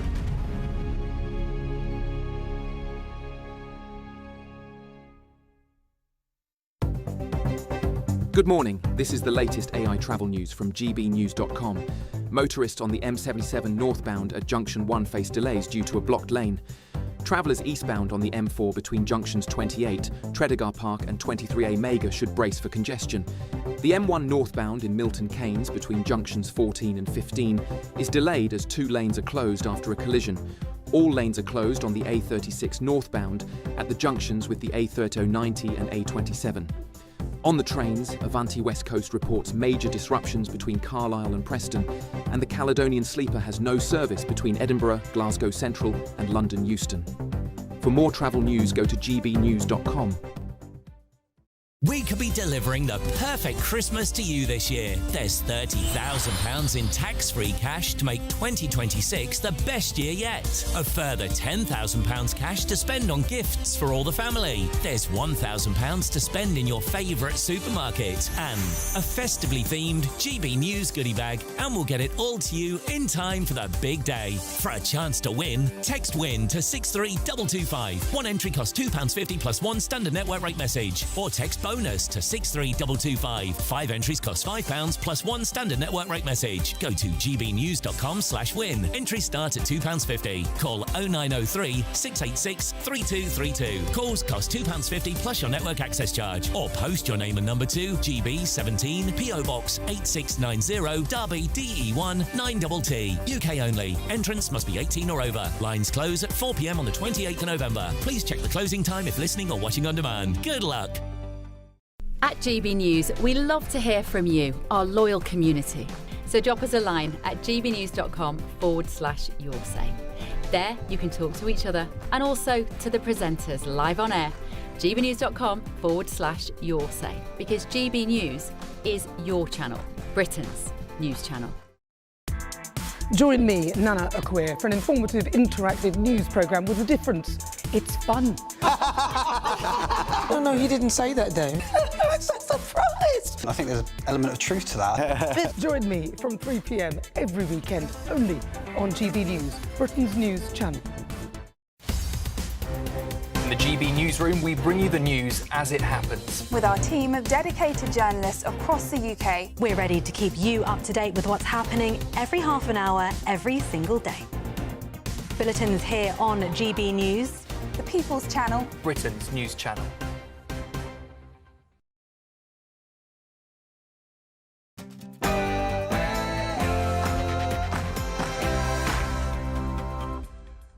Top story this morning, on this Tuesday morning, the Chancellor's called a rare pre-budget press conference, and that will happen in the next few minutes as fears of tax rises loom. Well, Rachel Reeves is set to announce that she's prepared to break Labour's manifesto promise not to raise income tax. This comes after the Prime Minister's spokesperson refused to stand by the government's pledge not to increase VAT, national insurance or income tax. So, could this be a make-or-break moment for the Chancellor? We're going to go to Westminster. Let's go to Westminster. Our political correspondent, Catherine Foster, will be there for us eventually, but not just at the moment. In other news, the BBC is accused of doctoring a Donald Trump speech by making him appear to encourage the Capitol Hill riot.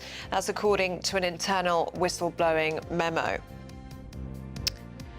Prince William is in Rio de Janeiro for the 5th annual Earthshot Eco Innovation Prize, where he's impressed crowds with his beach volleyball skills on the world-famous Copacabana beach. 1 week on since the government announced plans to relocate asylum seekers out of hotels and into military sites, we will be at one of those military sites, Cameron Barracks. That's in Inverness in Scotland, speaking to people who live locally and will be affected. As nearly 2/3 of younger homeowners believe the aspiration of owning a forever home holds less relevance today, we've been asking this morning, is it impossible for young people to buy a home? In sport, newly promoted Sunderland are 4th in the Premier League after a 1-1 draw at home to Everton last night. Trent Alexander-Arnold returns to Anfield this evening as Liverpool take on Real Madrid in the Champions League. There's also a high-profile clash featuring defending champions PSG and Harry Kane's Bayern Munich. Arsenal and Spurs play as well. It's a damp start out there, and there will continue to be some heavy rain in places during the rest of the day, but it won't rain everywhere all the time. Full details coming up in the forecast soon. Hello there, a very good morning to you, whoever you're watching, whoever you're listening. We're on your television, we're online, and we're on your radio as well, so no excuses. I'm Eamonn Holmes. I'm Ellie Costello, and this is GB News Breakfast.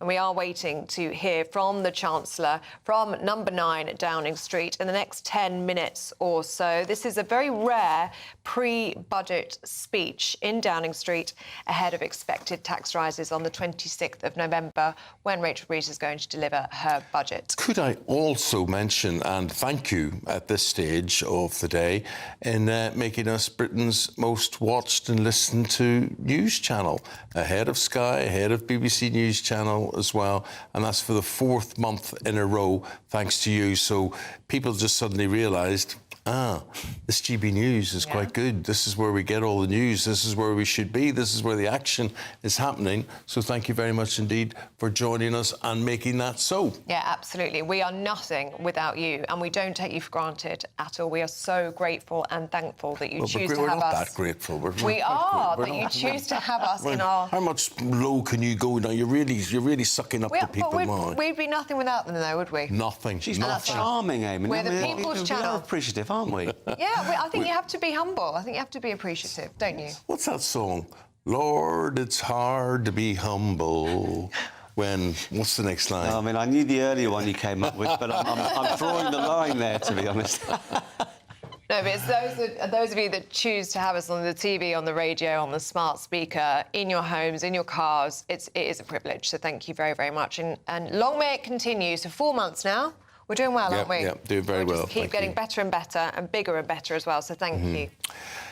We are waiting, we'll bring you to Downing Street, and we're waiting for Rachel Reeves, who set her alarm clock early today to get everybody to listen to her and what she has to say pre-budget. We're not sure how long it will last, but when she speaks, we will be with her the whole way, and she's set to announce that she is prepared to break the manifesto promise not to raise taxes even. Yeah, and we're also expecting her to say that the November budget is going to focus on fairness and opportunity. But fairness for whom? Let's speak now to business journalist Eamonn King, who joins us now. Morning to you, Eamonn. What are you expecting to hear from the Chancellor in the next 5 minutes or so?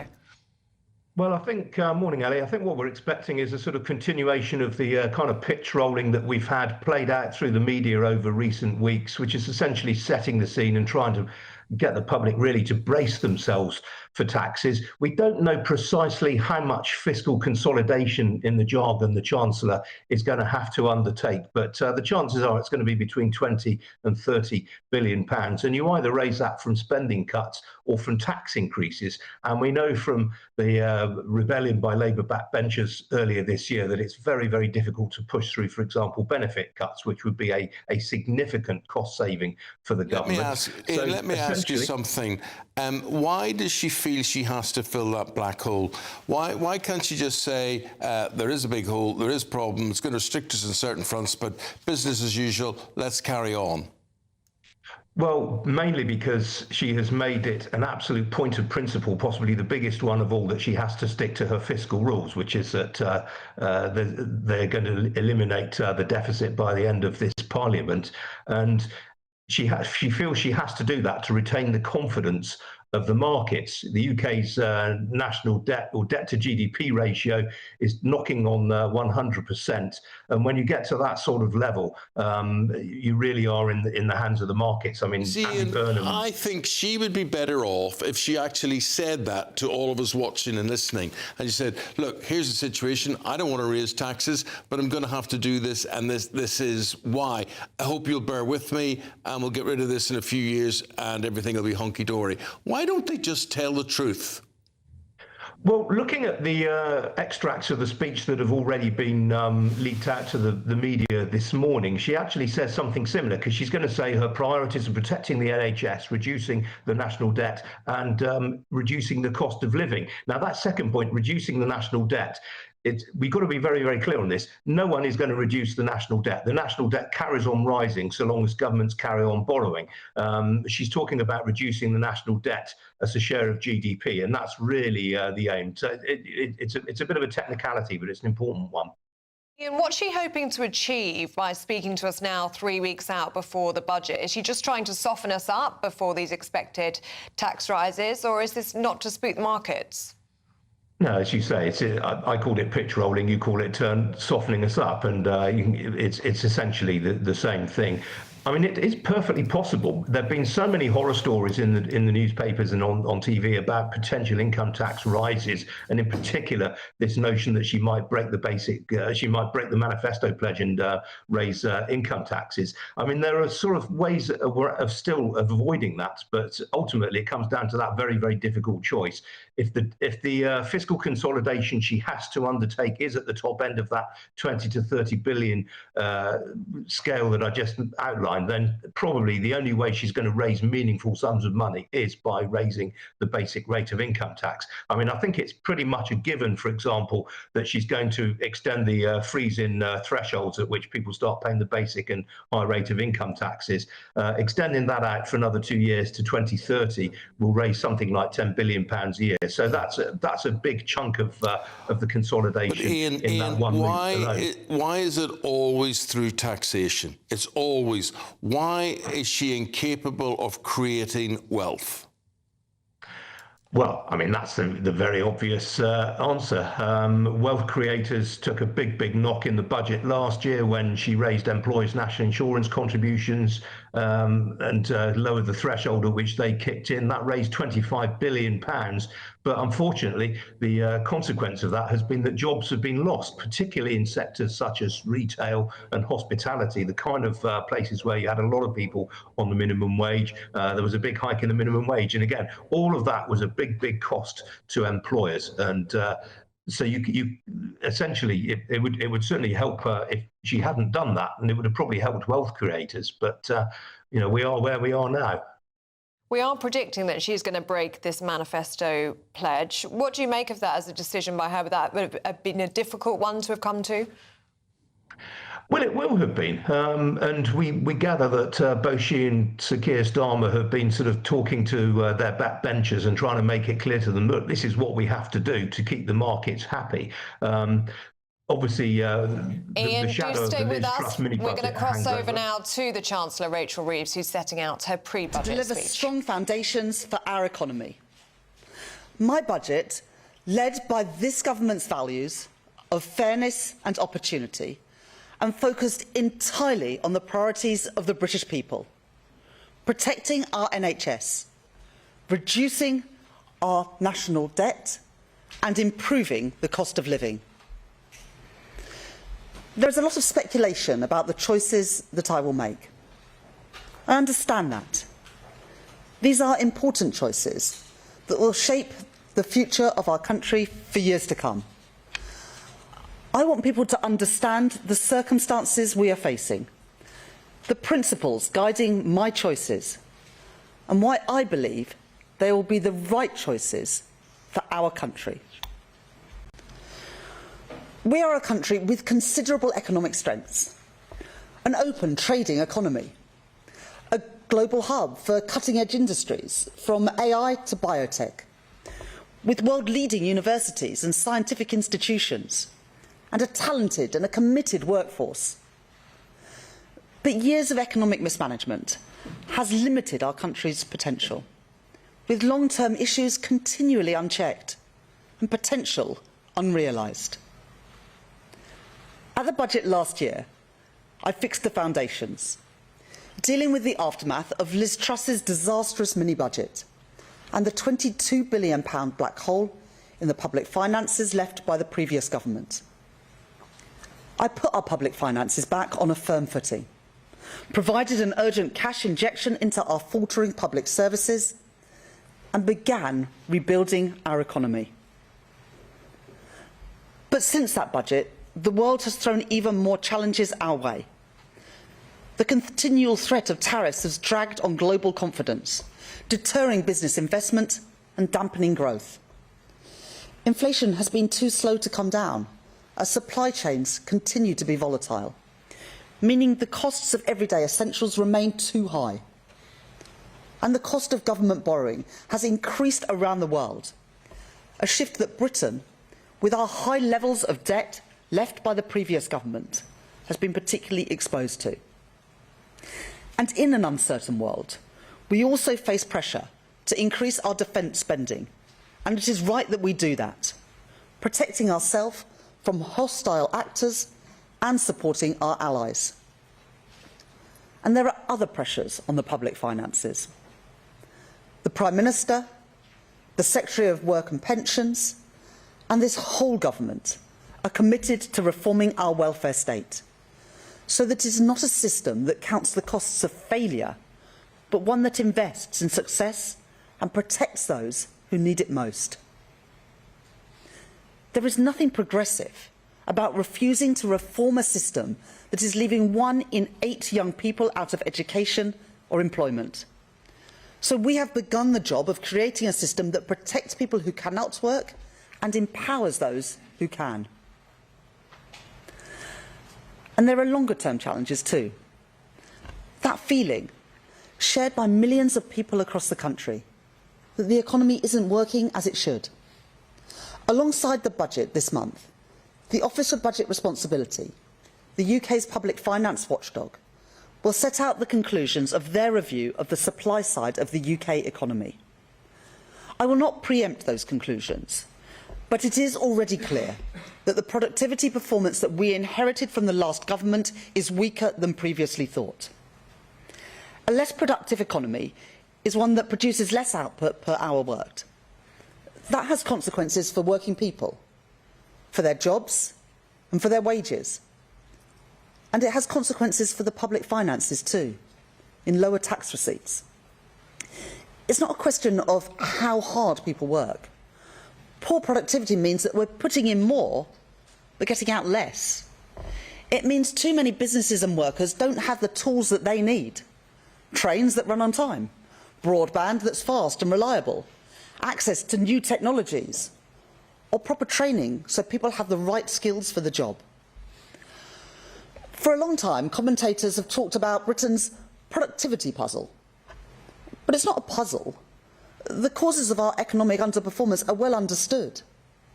The chronic stop-go cycle of public investment has left us with roads full of potholes, high energy prices, and unstable conditions for vital business investment in skills and technology. And long-term failure to invest in our regions has built growth on a narrow base, with some parts of the country forging ahead, while others fall behind. The truth is that previous governments have not adequately faced up to these challenges. Too often, political convenience has been prioritised over economic imperative. The decision to pursue a policy of austerity after the financial crisis dealt a hammer blow to our economy, gutting our public services and severing the flows of investment that would have put our country on a path to recovery. The years that followed were characterised by instability and indecision, with crucial capital investment continually sacrificed and hard decisions put off again and again. And then a rushed and ill-conceived Brexit that brought further disruption, as businesses trying to trade were faced with extra costs and extra paperwork. All this meant that when the pandemic arrived, our country was underprepared, our public services weakened and our economy fragile. And we finished the pandemic with higher death rates and higher debt than our peers. This isn't about relitigating old choices. It's about being honest with the people about the consequences that those choices have had. It is my job to deal with the world as we find it, not the world that I might wish it to be. Not to commentate or to speculate, but to act. In my May's lecture last year, I set out our plan for solving our productivity problem through a programme of stability, investment and reform.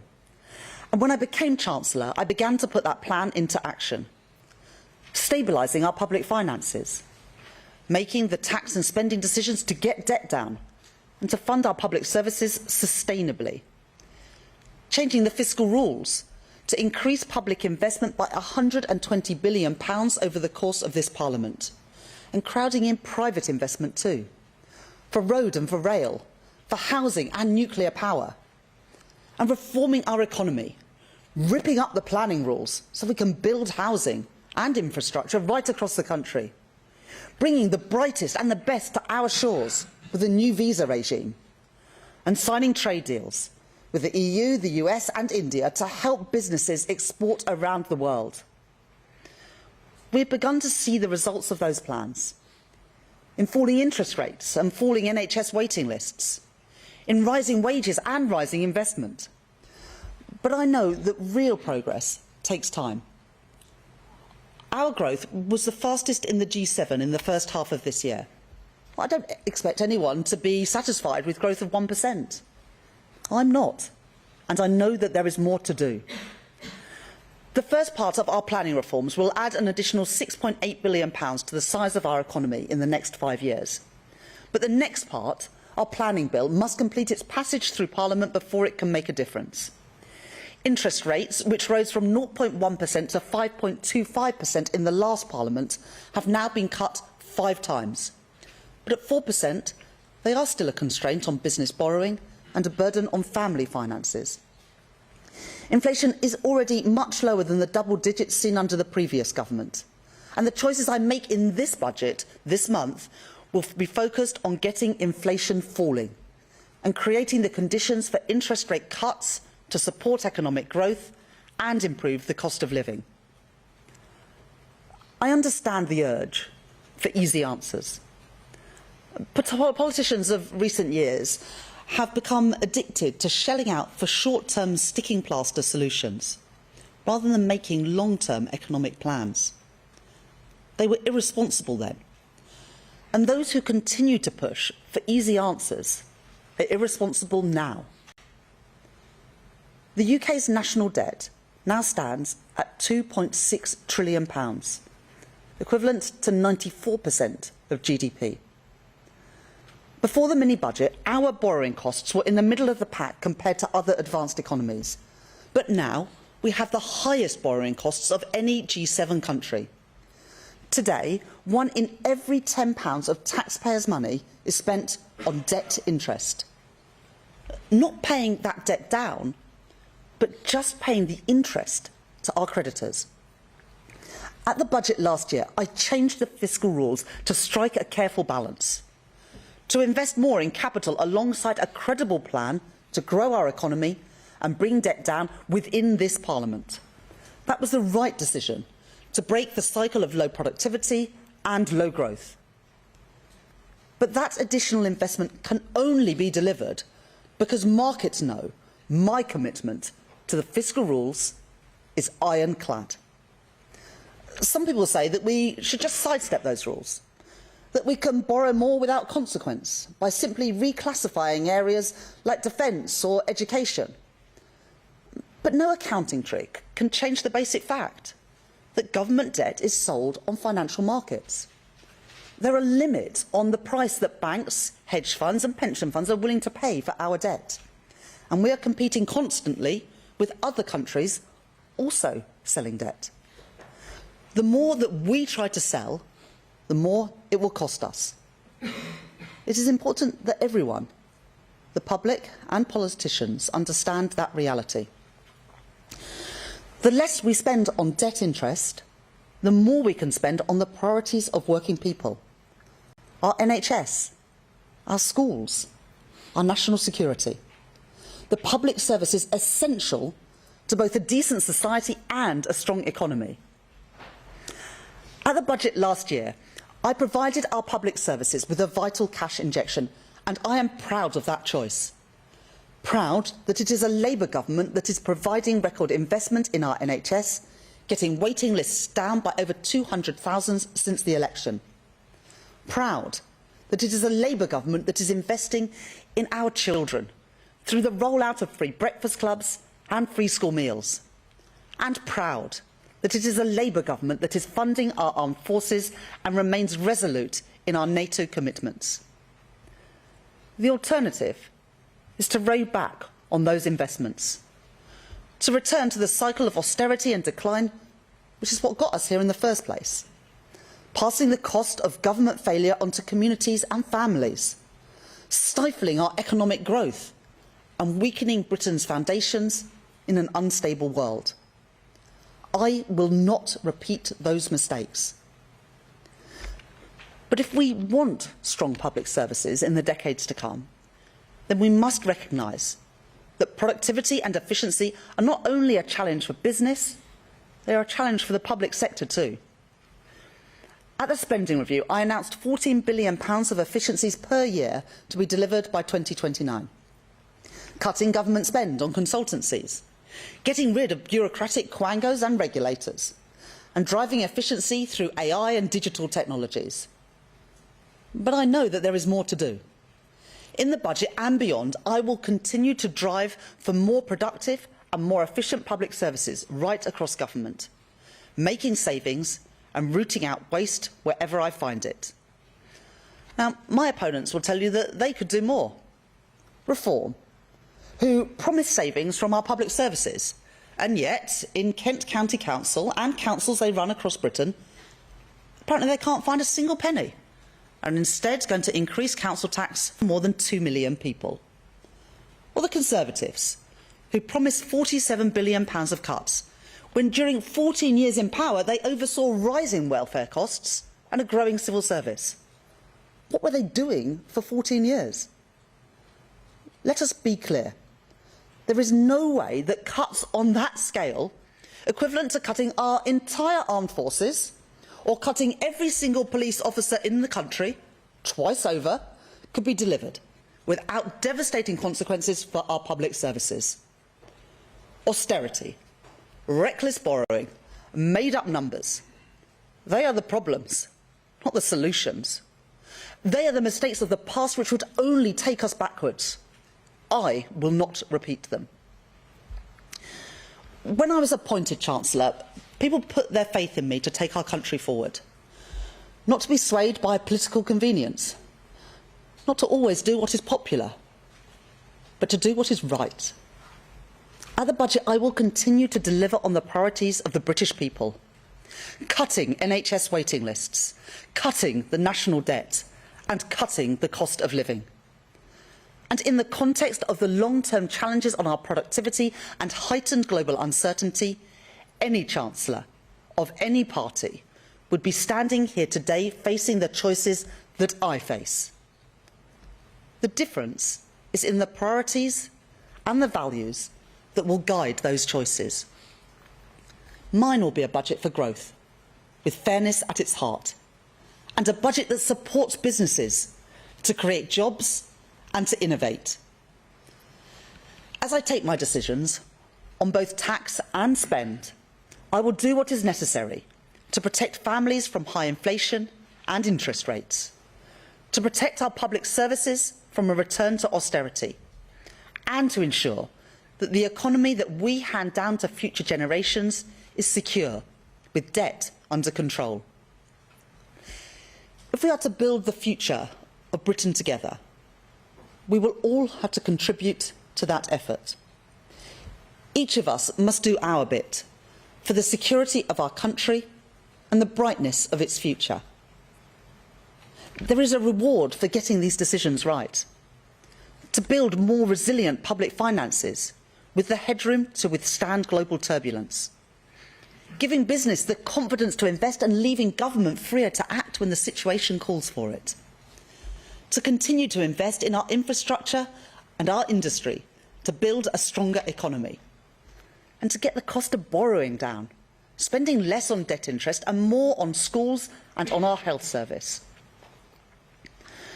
The Office of Budget Responsibility will make their forecasts at the end of this month. But let's be clear about what forecasts are. They're not visions of the future. They're a look in the rearview mirror. The OBR rightly make their predictions based on the data that has gone before. But I do not believe that our past has to determine our future, or that a stuttering economy, poor productivity and falling living standards is somehow Britain's destiny. A brighter future is within our grasp. We were elected to break with the cycle of decline, and this government is determined to see that through. So we will go further and faster on planning, on the industrial strategy, on reforming regulation, all to deliver growth throughout our economy in all parts of our country. We will bear down on waiting lists, on the cost of living and on the national debt, which compound these challenges. And when that requires hard choices, we will act, guided by the interests of working people. We were elected on a commitment to put country before party, the national interest before political calculation. And whatever challenges come our way, whatever challenges come my way, we will not be swayed from that. At the budget this year, I will continue to build the strong foundations to secure Britain's future, for a fairer Britain, a more prosperous Britain, a Britain with an economy that works for everyone. Thank you very much. I'll now take questions from people. Start with Beth Rigby from Sky News. Thank you. Chancellor, you made history in your last budget when you increased taxes by £40 billion in the biggest tax-raising budget in over a generation.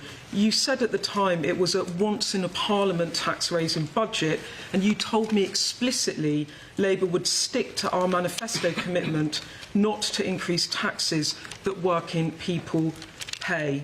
Today, do you still stand by both those promises? And if you can't or if you won't, aren't you making a mockery of the voters that put their trust in you at the general election? Thank you. Thank you very much, Beth. I will set out the individual policies at the budget on the 26th of November. That's not what today is about.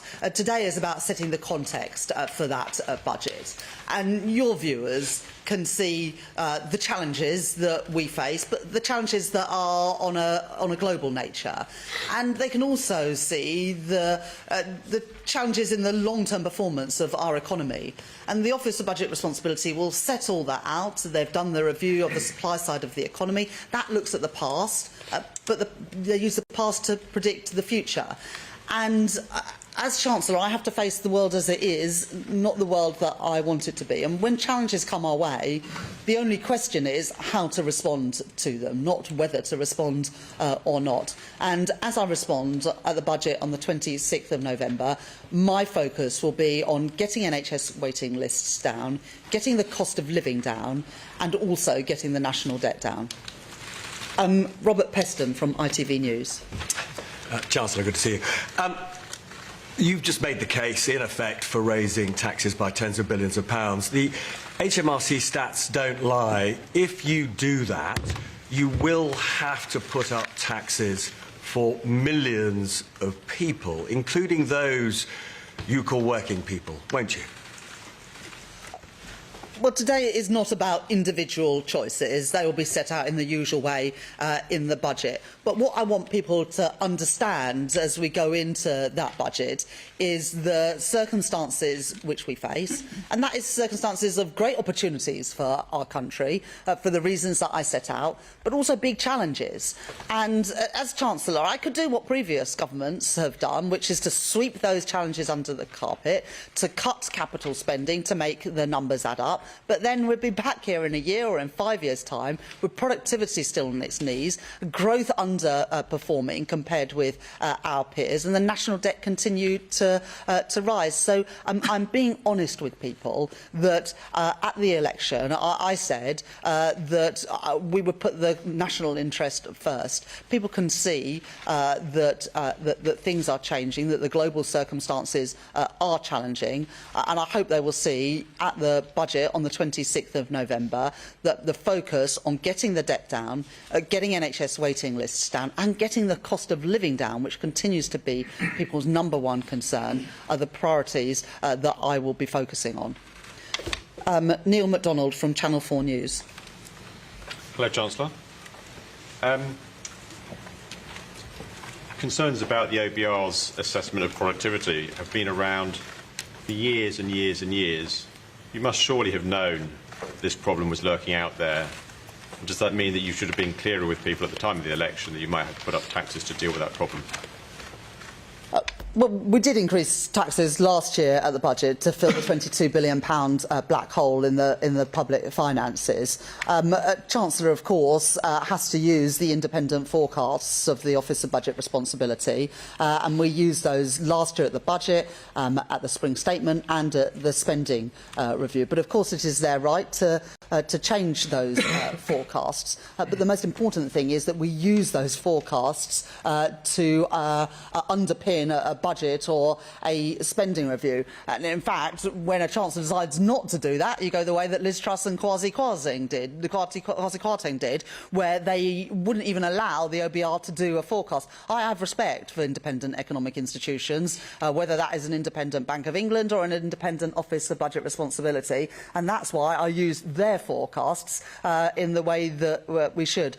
But they will update, as we all know, their view about the supply side of the economy. They will set out the reasons for doing that and the reasons for their new assumptions on total factor productivity, the productivity predictions for the forecast. But forecasts are by their nature based on past data. I don't believe that the past is It is our destiny. I believe, and I am determined to defy those forecasts. But it is right that we use those forecasts to underpin our economic policy. Otherwise, I'm afraid it is the road to ruin, which is the road that Liz Truss and Kwasi Kwarteng chose, which is why we still have higher borrowing costs than every other G7 economy. That was not the case before that mini-budget. I'm determined to bring those borrowing costs down and to bring our national debt down. So instead of spending £1 in every £10 of taxpayers' money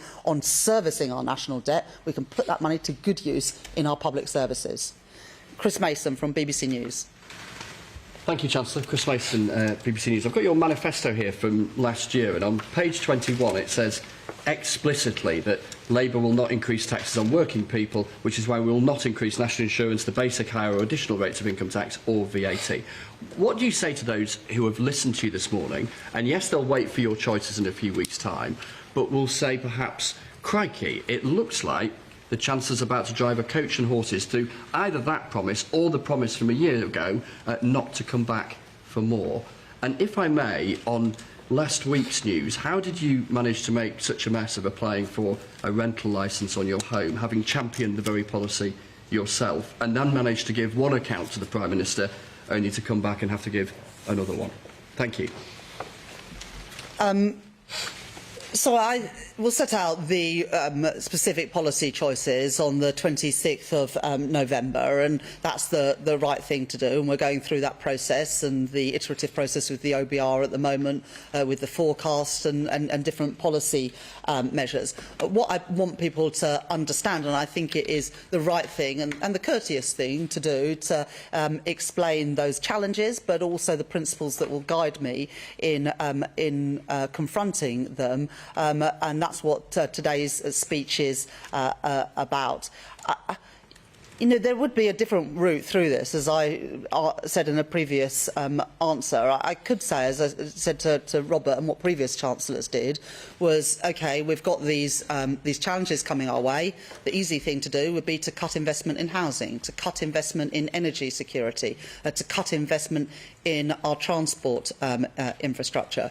The reason we have such low productivity today, and the reason why the OBR are updating their forecasts, is because governments have done that for the last 14 years, and that's why we face so many of the challenges we face today. And I'm not going to be a chancellor like that. I am going to put the country first. I'm going to put the national interest first, so that chancellors in the future are not going to have to address the productivity puzzle. I don't think it's a puzzle, but the productivity problem that we face today. I'm going to take the long-term interests in our country's interest. And as I make those decisions, I am going to be laser-focused on what I think are the key things for our country right now, and that is to get our debt down, because if we weren't spending £1 in every £10 on just servicing the debt, not even repaying it, but just on the interest costs, then we'd have more money for our NHS, or indeed money for tax cuts, getting NHS waiting lists down. We've already cut them by over 200,000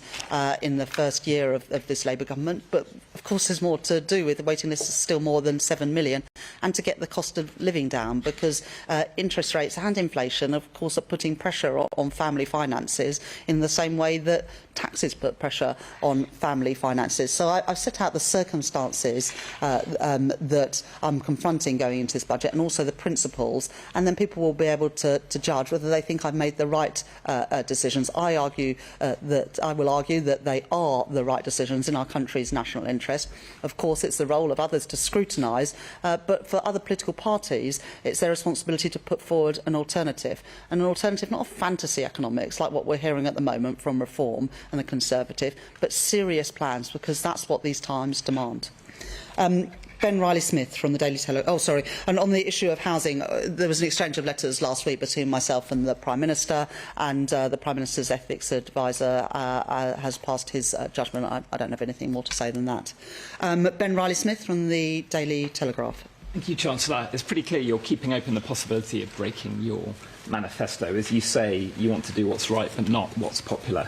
If you look at history, often... Well, I'd like to do both, but... often... But I will do what is right. Well, often governments that have broken manifestos have been turfed out. Are you willing to lose the next election if it puts the public finances right? But we've got to do the right things. You know, the problem of the last 14 years is that political expediency always came above the national interest. And that is why we are in the mess that we are in today. You know, there's no reason why borrowing costs in Britain should be higher than every other G7 economy, or why our borrowing costs are higher than in Italy or in France. The reason they are is because the damage done by that mini-budget, it might have been 3 years ago, but we're still paying the price of that. But also the price of keep racking up the national debt. 94% of GDP, £2.6 trillion. If we had lower debt and we had lower debt servicing costs, we wouldn't be having to make the choices that we have to make today. And I'm determined to put our country on a more sustainable footing. Public finances that are under control, public services that are properly funded, and yes, with a focus on fairness and on growth, because in the end, growth is the best way out of the challenges that we face. I set all that out, but if you're asking me what comes first, the national interest or political expediency, it's the national interest every single time with me, and that's the same for Keir Starmer too. Pippa Crayer from The Guardian. Hello, you said that Labour has fixed the foundations, but how can this be true when you need to come back now to make this pitch-rolling speech for more taxes in the budget? And how important is it to you that when politicians make promises to the British people that they stick to them? So we did fix the foundations last year. We filled the £22 billion black hole in the public finances. We provided a vital injection into our public services. But crucially, by changing the fiscal rules to separate out day-to-day spending and capital spending, we were able to put an additional £120 billion into capital investment to improve our energy security, to build new rail and road infrastructure, to build the housing we need, and also the digital infrastructure that our country needs. But I think that everyone can see that this year has thrown further challenges our way.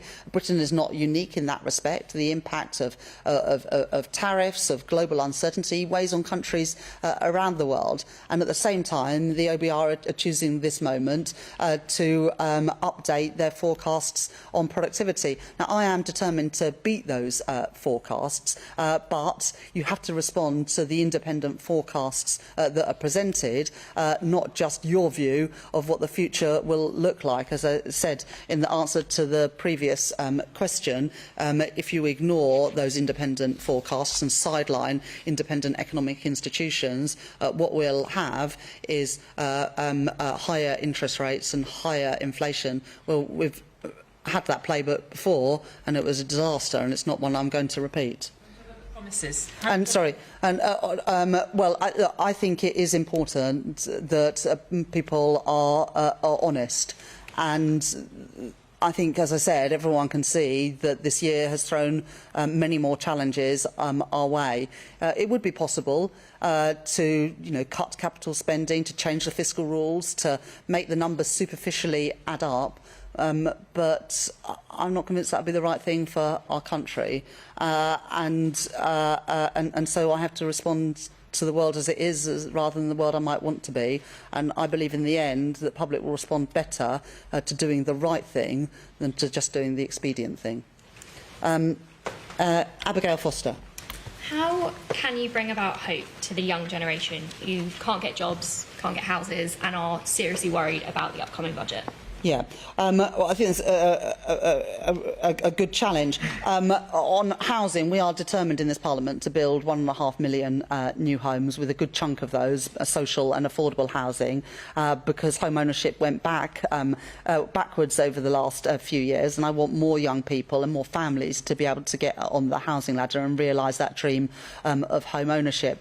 But there's another sort of deep problem, which is that 1 in 8 young people are not in education, employment or training. And that's why we're introducing a youth guarantee to ensure that all young people have those opportunities that perhaps we took for granted, but for too many people today is not the reality. So I recognise that young people, through the pandemic, through the cost of living challenges, have borne a particularly hard burden, and that's why we're putting more money into FE, into apprenticeships, and through this youth guarantee, as well as the house building building programme, which I hope will enable more young people to buy a home of their own.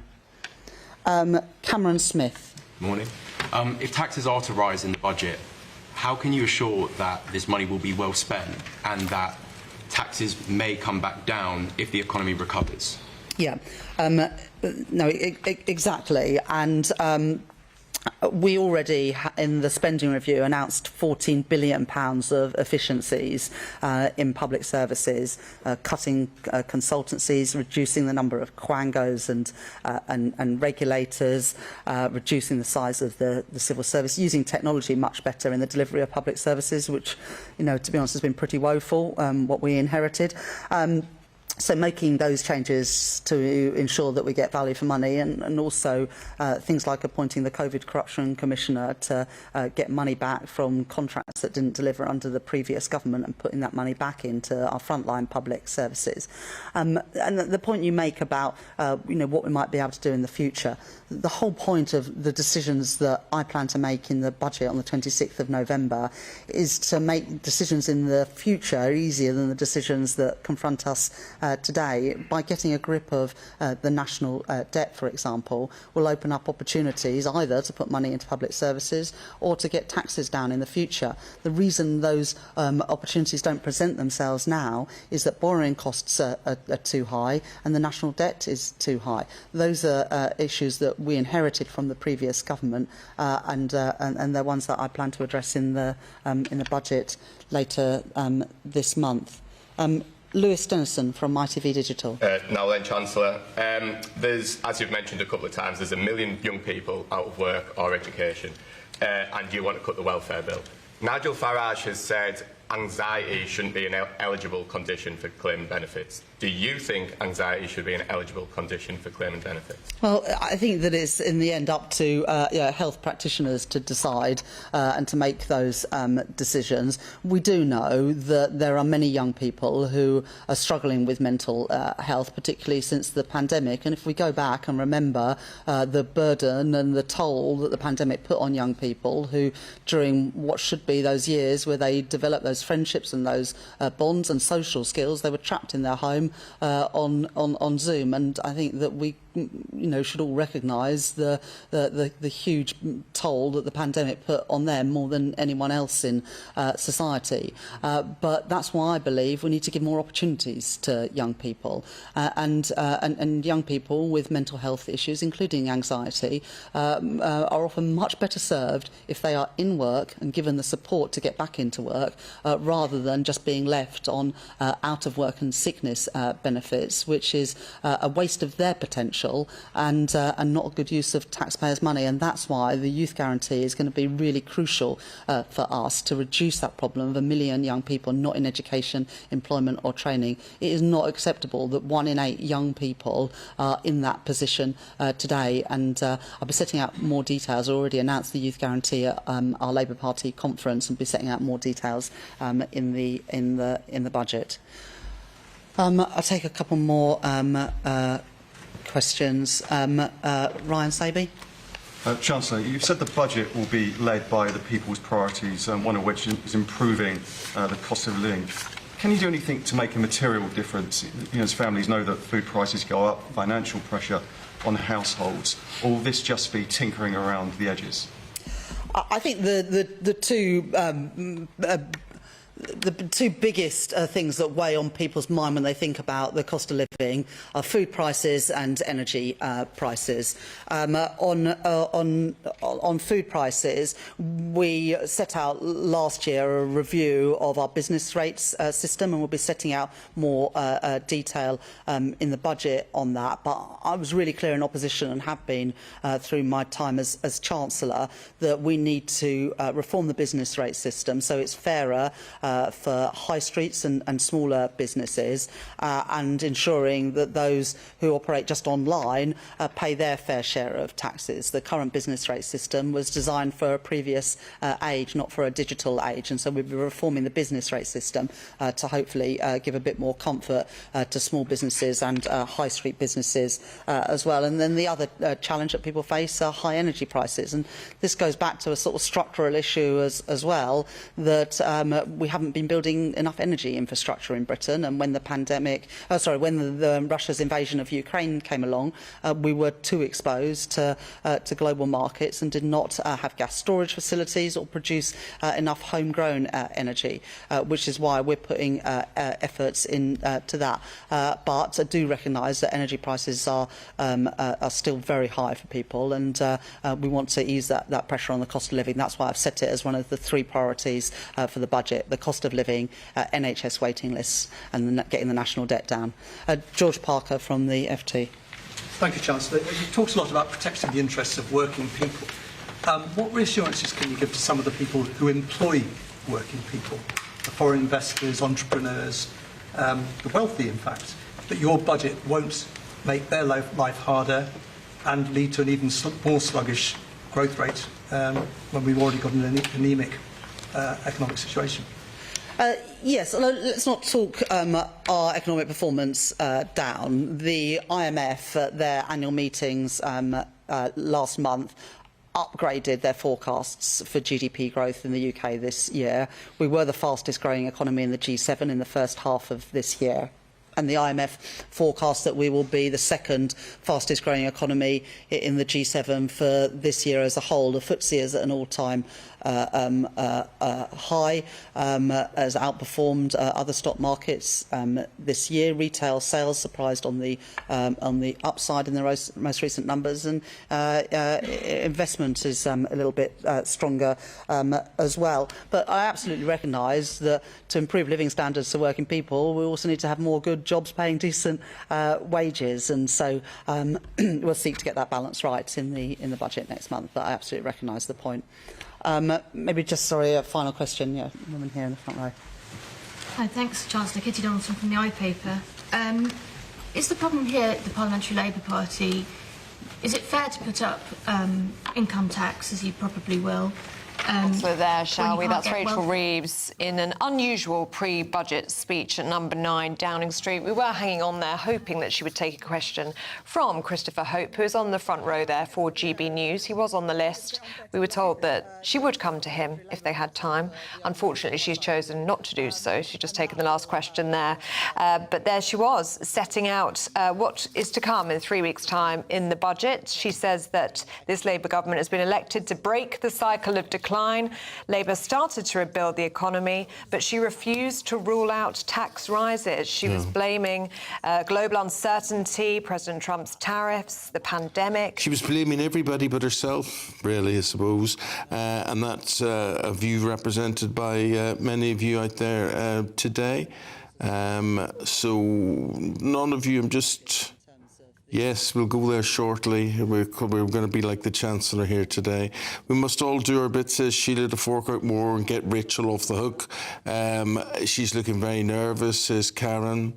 Anna, not my fault, but everyone else's.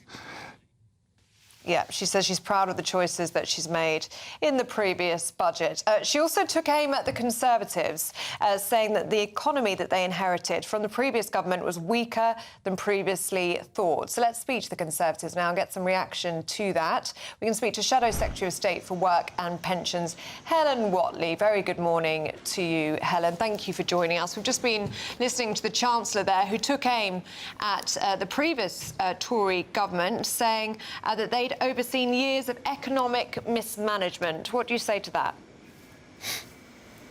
Well, actually, there was 2 things that really struck me from what we heard from Rachel Reeves this morning. One is that she was trying to blame everybody else, anyone but herself, for the situation that she's in and the economy's in. But actually the situation we're in is because of her decisions, because of Labour's choices, because of all the things they got wrong at the last budget. Things that they did, like putting up the cost of jobs, putting up the cost of employment, putting up the cost of borrowing, putting up the cost of living.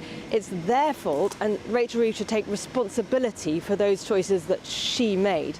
The other thing that really struck me about what she said this morning is that she talked again about she wants to make savings from welfare, but there she's clearly at odds from her party and indeed her own Secretary of State for welfare. Just last week, they ruled out making any savings from their review of sickness benefits, and the Secretary of State for Welfare refused to even use the word savings in Parliament. So there's a huge gap between what the Chancellor is saying on welfare and what her party is saying. One of the things about welfare, Helen, is that when you look back at the previous Conservative administration, I mean, there's a lot of criticism of the debt that we're in and how it was brought about by the Conservatives. But a lot of that was COVID and the price and the cost of COVID. And I wonder if people hadn't have been bailed out during COVID, what the reaction would be. There's no point pretending it didn't happen, COVID didn't happen. There was a choice to make, and we chose to supplement people's jobs or not. Yeah, so the fact is, our legacy in government was that we brought the public finances under control, we brought the deficit down, we brought unemployment down, then, as you say, the pandemic hit, and then, yes, debt did go up because we wanted to keep the economy going, make sure that people had money to live off when we had the worst pandemic for a century. Then after that, it was then hard choices had to be made, but none of this should have come as any surprise to the Chancellor. She knew about all of that before they got into government. There's no reason for them to be using that sort of thing as an excuse for potentially breaking a manifesto promise. And in fact, what happened at the Chancellor's last budget is they made everything worse in the economy. They talked the economy down, they made taxes go up, they increased the cost of employing people. They're the ones who have actually been driving up unemployment and driven up inflation. So that's where Rachel Reeves should be taking responsibility for her bad choices. The Chancellor is saying just then that the economy is so much worse than previously thought, that the productivity that's inherited from the Tories is weaker than previously thought. And she said the higher borrowing costs that we're experiencing even now is down to the mini budget, which took place under Liz Truss and Kwasi Kwarteng. She's wrong on that, and she's just trying to lay blame on other people. It's her decisions that have driven up borrowing costs in that way, and she should take that on the chin and be straight with people.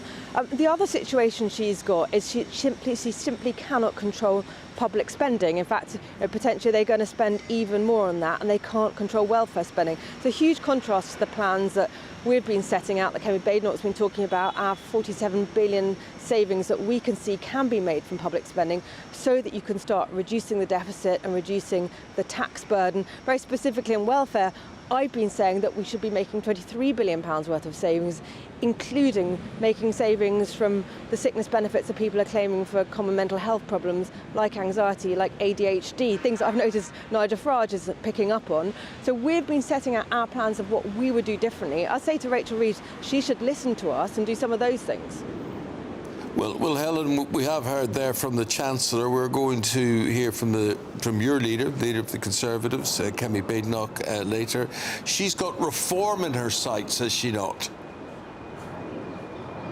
Well, first of all, Kemi Badenoch's going to be setting out our plan to get Britain working. As I was talking about, these welfare savings that we know are an opportunity not only would bring down public spending, but also would actually get some of those 6.5 million people who are on out-of-work benefits into work. Better for the economy, but also better for those individuals. So that's the sort of thing she's going to be talking about, as well as getting the economy growing, backing businesses and growth, because we know that businesses are where jobs come from and where growth comes from. By contrast, all we've seen from Nigel Farage's headlines and him stealing some of our policy ideas. Well, Helen, good talking to you. Thank you very much indeed. Helen Whately is the Shadow Minister for Work and Pensions. Appreciate your time. We have to say goodbye to you now. Thank you. Thank you very much. Thank you. Thank you. Now, we've just been hearing from the Chancellor making that rare pre-budget speech. Listening across to that was business journalist Eamonn King, who's back with us now. Morning to you, Ian. What are your main takeaways from that speech from Rachel Reeves?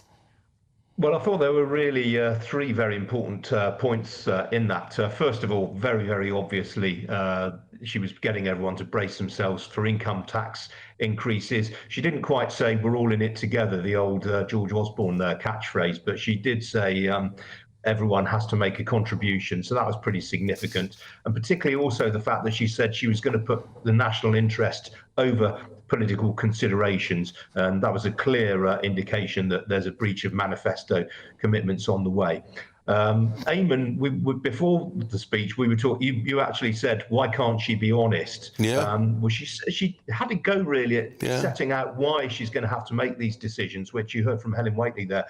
She talked about Trump's tariffs. She talked about the fact that inflation has been stickier. I thought that was quite bizarre. She tried to blame that on supply chains, whereas one of the main reasons inflation has been so sticky in the UK compared with our peers is because she put up the cost of employing people last year. She talked about the cost of government borrowing rising everywhere. That is true. And then the need to make increase defence spending. She talks about that. So that was a very key passage for me. And then the other one, I think it was actually aimed specifically at her own backbenchers, who, as we discussed earlier, blocked her attempts to cut the welfare bill earlier this year. Well, she did say there was nothing progressive about leaving the welfare system unreformed. So there was an indication there that they might have another go at that. But then there was a very interesting whole passage about the national debt and why the national debt is as high as it is. And I think a lot of people will have been quite surprised to hear a Chancellor of the Exchequer setting out very starkly that the UK owes the rest of the world £2.6 trillion. You don't hear Chancellors talking about the national debt that explicitly and talking about the need to bring down that debt as a share of GDP because, as she said, £1 in every 10 goes towards servicing the national debt. That is not an efficient use of public money. So I thought that was a very, very interesting passage. And I think that was targeted specifically at her own MPs, who she's going to be relying on to potentially to get another set of welfare reforms through. A lot of our viewers, Ian, were struck by the blame that Rachel Reeves was seemingly laying at other people's door rather than her own decisions. I mean, she spoke about global uncertainty, President Trump's tariffs, the pandemic. She spoke about a rushed and ill-conceived Brexit. She talked about her inheritance from the previous government. How fair do you think it is to blame the current economic situation on those that went before her? Well, I think it's quite unfair on the coalition government from 2010 to 2015, who came in with an absolutely diabolical inheritance from Gordon Brown. You had a deficit to GDP ratio of 10%, and that was absolutely unsustainable. And so when she talks about putting the national interest above political considerations, well, in fairness to George Osborne, he did just that. When the coalition came to power, he had to get that deficit down very, very sharply, and he had to make some incredibly unpopular decisions on public spending, cutting spending. I mean, it's far easier for a politician to put up taxes than it is to make spending cuts, because obviously those affected by spending cuts get very, very indignant about it. And you know, you get all sorts of stories, you know, shroud waving, if you like. And so that was an incredibly unpopular thing that he did. So to kind of blame the early part of the last government on that. And then, as Eamonn pointed out, we've had the pandemic, which a lot of people seem to forget. I mean, the real damage to the public finances was done by the spending that was required to keep the economy afloat during the pandemic. And that is the main reason why the deficit has remained so high, that the national debt has increased. So somewhat harsh there. Very interesting to see her citing. She didn't do it in her speech, but she did it in the question and answer session afterwards. She explicitly named Liz Truss and Kwasi Kwarteng. And I think the shadow of that mini budget really still hangs over Westminster to a huge extent. And I think politicians of all colours are really, really haunted by what happens when you miscommunicate, when you cut the OBR out of the budget procedure, the budget planning. And I think that was again a clear message to her own backbenchers. And don't forget, Andy Burnham made a prize chump of himself prior to the Labour conference when he said we need to stop this business of being in hock to the bond markets. Well, Rachel Reeves was clearly saying that, you know, the easiest way to not be in hock to the bond markets is not to owe them quite so much money. Right. Ian, fascinating listening to you. Thanks for your analysis. Really appreciate that. We say goodbye to you. Thank you. And we say hello to Ada McGibbon with the weather.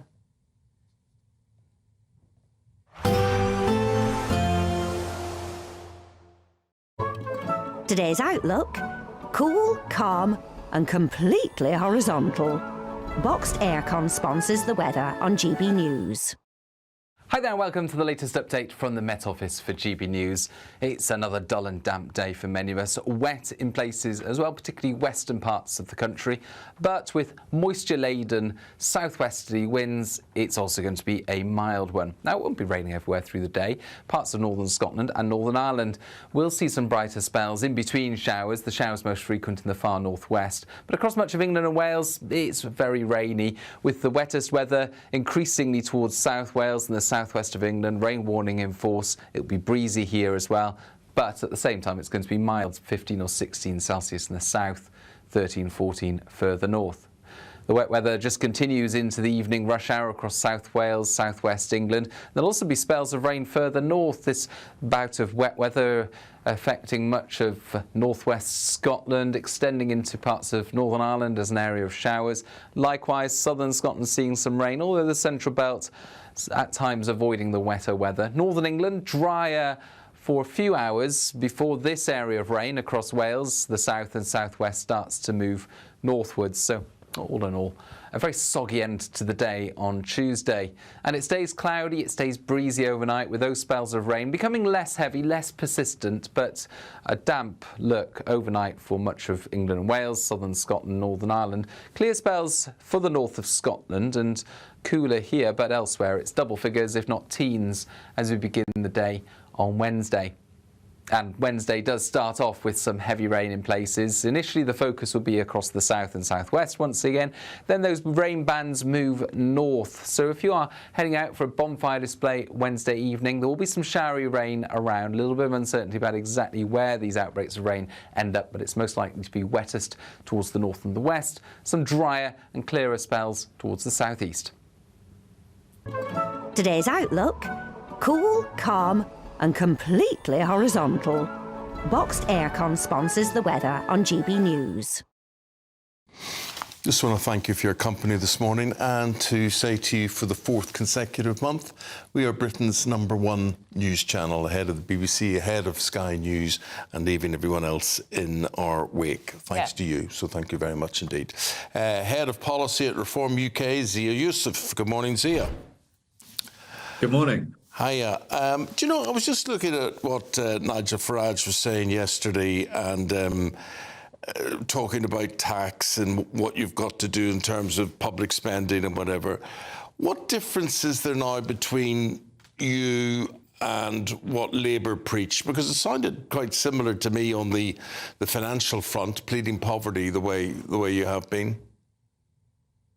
Well, here's the first difference. A reform government and Nigel's Prime Minister will prioritise citizens of the United Kingdom, and that manifests itself in tens of billions of pounds in savings from the public purse. Let's take, for example, welfare payments. One of the things we're saying is it's insane, in our view, that non-citizens of the UK, i.e. foreign nationals, get access to welfare. So, for example, just universal credit alone, taking that away from foreign nationals would save £10 billion a year. The government hides the data with regards to foreign nationals claiming for most other benefits. The overall number will be bigger. Then you can talk about the £4 billion a year that people watching this programme contribute in taxes to pay for accommodation for illegal migrants. We're going to deport people who are here illegally, so that cost no longer needs to be borne. And I want to be crystal clear too. People who follow Nigel Farage through his career know that, of course, we want to cut taxes. We want to get the state out of citizens' way. But the state of the British economy is such that, look, the interest payments alone on the national debt, which is closing in on almost £3 trillion, are almost as big as the military and schools budget combined. Then by the end of this parliament, the interest payments on the national debt, according to the OBR forecast, are going to be over £4,000 per household. Yeah, so what we're saying is, look, first we've got to restore the public finances that have been wrecked by the Uni Party. Then we can cut taxes. Can you cut taxes by creating wealth? I mean, Labour talk about this all the time, and they're inept at creating wealth. Can politicians, do they actually know how to create wealth? Labour certainly don't. And the first thing we've got to do is collapse our energy prices. Our energy prices are far, far too high in this country. And there is not an example of a high growth economy in the world, nor will there ever be, with energy prices like the UK's that is growing fast. That's why GDP per capita Politicians always want to just talk about GDP while exploding the size of the population. GDP per person is only growing at 0.3%. It has trended lower and lower and lower as overall growth declines, and we ship in millions of people. That's what the Tories did. That's what the Labour Party are doing too. So we've got to get energy prices down. Number two, we've got to get rid of the overburdensome bureaucracy. You talk to so many businesses. Look, they don't mind regulation. That's fine. But they need to, A, understand what that regulation is, B, not have totally conflicting regulations. And then thirdly, we need competent ministers sitting around the cabinet table making decisions which make sense for the British people. The poster child for the opposite of everything I just said was HS2. £40 billion, spent on, bat tunnels and all sorts of insane things that make Britain, sadly, a country with the country of Isambard, Kingdom, Brunel, and of extraordinary engineering prowess over the last few centuries, is now a laughingstock on the global stage. That's what reform will change.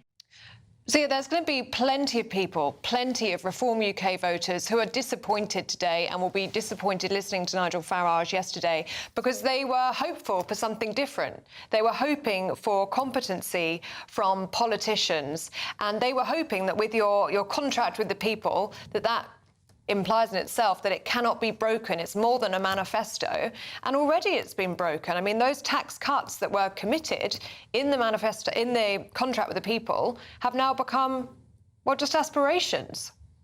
Well, let's be clear about something. Reform did not win the last general election, all right? And so what that was a commitment based on if Reform won that election. Sadly, Nigel is not yet our Prime Minister. Reform is not yet in government. And instead of Nigel at the tiller of this great ship of the United Kingdom, we have more drunken sailors who, as I said, are borrowing. She's going to borrow £40 billion more than she committed to in the manifesto just last year. And she's coming back to raise your taxes again in a few weeks' time. I mean, that disaster of a speech this morning was the definition of a waste of time. According to Capital Economics, Rachel Reeves is raising taxes at a faster rate than any Chancellor in 55 years. So firstly, we wanted to end the doom loop so that British people no longer have to see their taxes rise every single year. And we also know that simply slashing taxes without getting the public finances in order, and yes, whether we like it or not, if you have £3 trillion of national debt and you have over £100 billion a year of interest payments, you do have to care about what your creditors think. And we learned from the Liz Truss situation that if you fail to do that and you fail to level with the British people,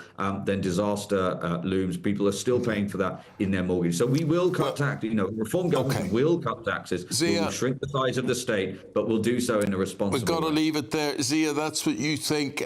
Zia's head of policy at Reform UK. What do you think about what Zia thinks? And thank you very much indeed for sharing your thoughts with us this morning. We've got to leave it there. Thank you. Well, let's cross over now to Christopher Hope, who was just listening to the Chancellor setting out that pre-budget speech. What did you make of it, Chris? Well, that was fascinating. I've never been to a press conference like it. We're 22 days out from the date of the budget, and the Chancellor appeared to give the first third of a budget speech and didn't give us the actual conclusion, which taxes are going to go up. It's like going to the dentist, having anaesthetic, and then waiting 3 weeks for the tooth to be pulled. That's what it felt like sitting in the front row. She talked there, didn't she? We all have to contribute to that effort of bringing down the cost of living, the NHS waiting list, and the national debt. She says she got a choice she could make here. She could try and cut capital investment. She's choosing not to do that, and several times under questioning, she refused to rule out breaking that manifesto pledge not to increase VAT income tax on national insurance. She simply, I think, stoked the flames, frankly, of more speculation about tax increases. I had my hand in the air trying to ask a question for the People's Channel, for GB News. We're the fourth biggest, for the 4th month running, we are the biggest news channel in the country, but she looked at me and ignored the question. Yeah, that was a real shame, Chris. We were hanging on for you here, hoping that she would come to you. I know you're on the front row, so that was a disappointment. I was struck by her talking about the need for welfare reform. She said the government is committed to reforming welfare. Well, how are they going to do that? The backbenchers have made that clear that they don't want that to happen. Well, that's right. And the Stephen Timms review won't even report back until November next year. That's into the £5 billion welfare cuts. I've seen my colleague Steve Bray shouting there. So Steve, we've got Keith from our channel shouting as they're arriving here for the cabinet. But no, we won't even hear back from on the Stephen Timms review until November next year, and it starts if any cuts at all, start in 2027. So the idea that we're going to see a lot of cuts in the budget is not happening. We're looking, frankly, at tax rises, and that's the worry, I think, for so many people. The things that's frustrated our viewers here, Chris, looking at the instant reaction coming in, is the blame that Rachel Reeves seems to be laying at everybody else's doors but her own. Yeah. That was exactly my question, Ellie. I mean, it seemed to me she is blaming everybody else apart from herself, apart from the fact she gave those large pay rises to public sector workers without any apparent productivity gains to that. She has attached red tape to companies with the new workers' rights bill. She increased the cost of employing someone by increasing national insurance for employers a year ago in the budget. No blame attached to her for this. Apparently we are being buffeted by the economic forces, and she, of course, wants to try and do what she can to cut the cost of borrowing, cut the cost of living and so forth. But as for her fault for this, she wouldn't accept, or it wasn't a challenge about that by any of the questions. Thank you very much indeed. Angela says, here we go, tax rises are coming. Sandra says, roll on the next election. Alan says, Rachel Reeves is deluded. Anna says, what unbelievable gaslighting. It's not my fault, but everybody else's. Well, there we go. We will take a break. When we come back, a week on since the government announced plans to relocate asylum seekers. They want them out of hotels and onto military bases. We'll be at Cameron Barracks, that's in Inverness, and we'll be speaking to local people affected by all of that next.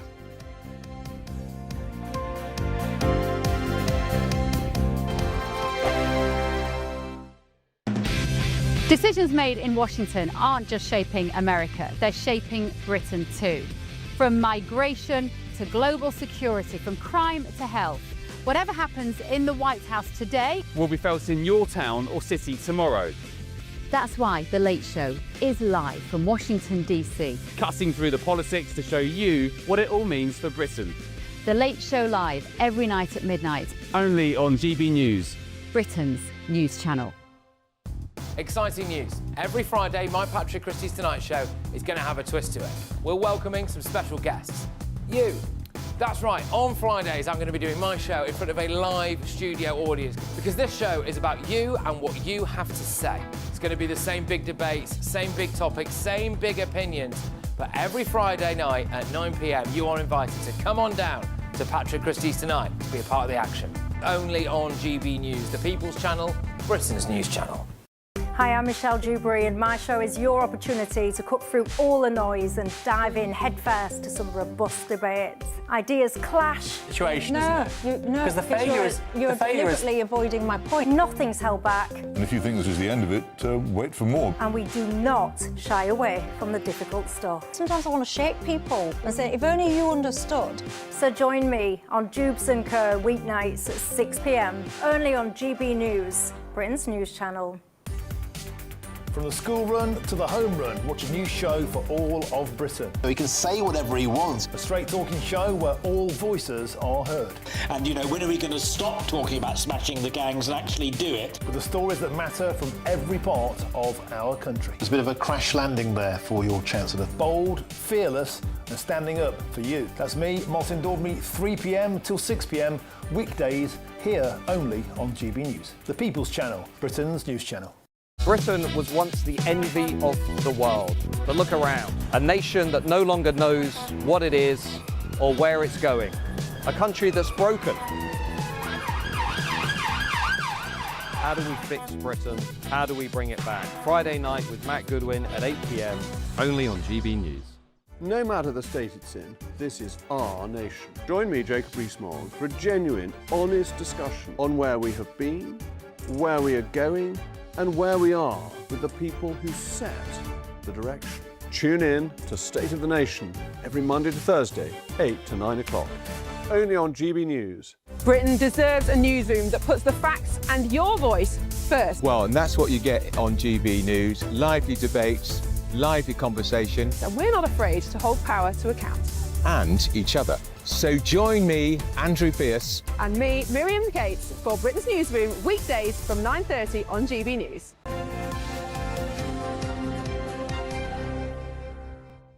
Welcome back. Now, it's never too early to think about the festive season, so how would you like to have your Christmas on us this year? That's right, 40 grand in tax-free cash to have in time for Christmas, £1,000 to spend on a luxurious Christmas lunch, and the best bit, a GB News goodie bag, all under the tree in time for the 25th of December. Here are all of the details that you need.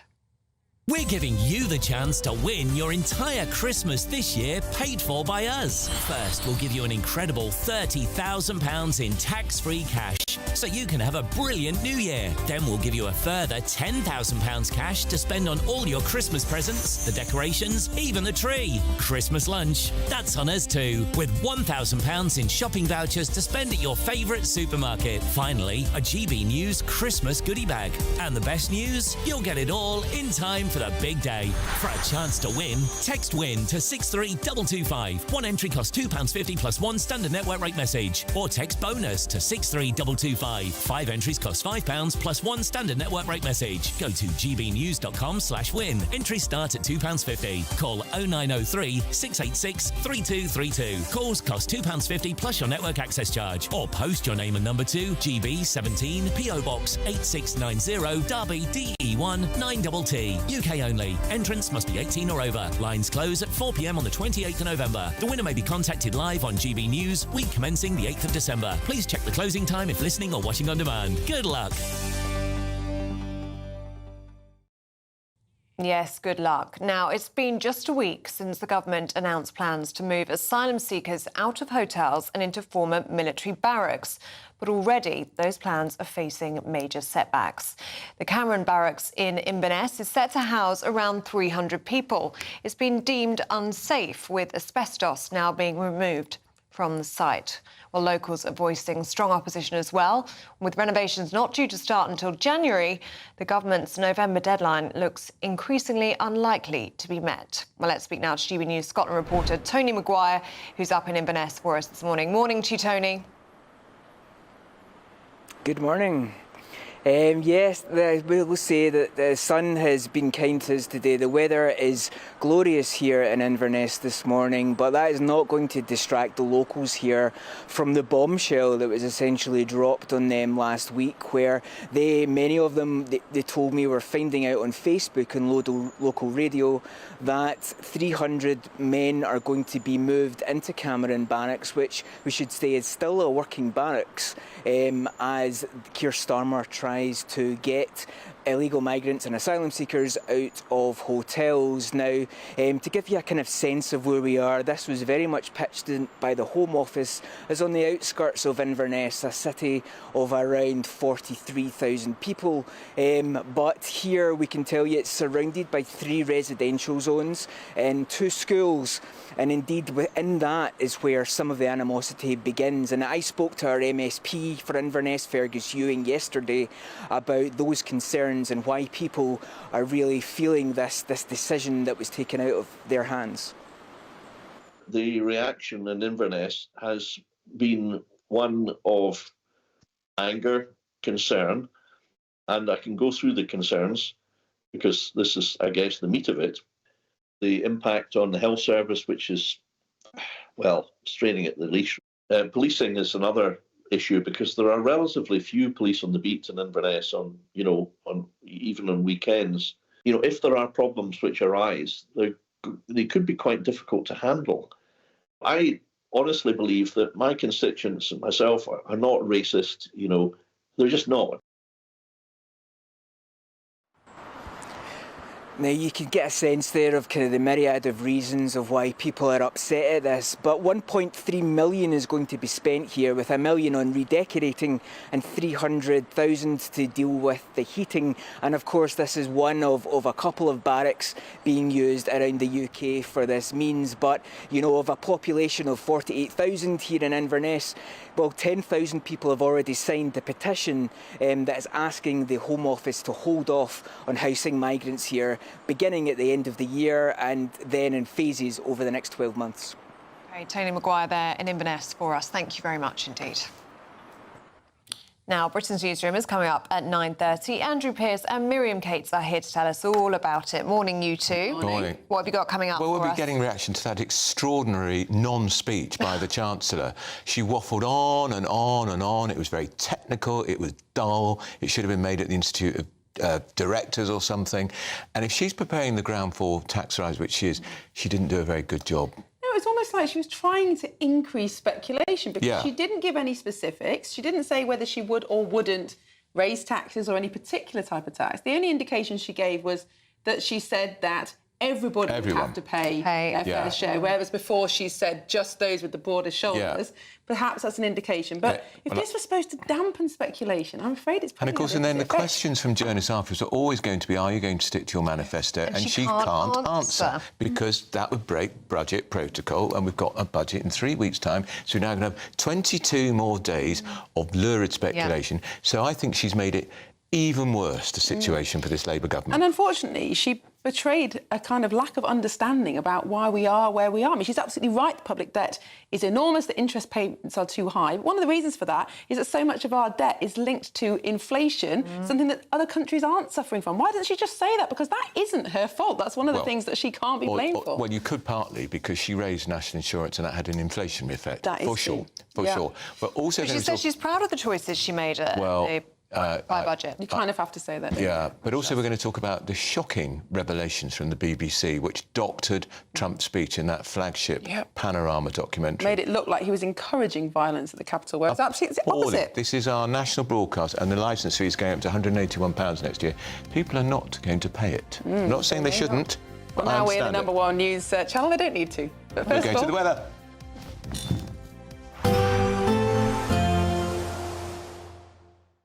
Expect warm spells with the odd rude interruption.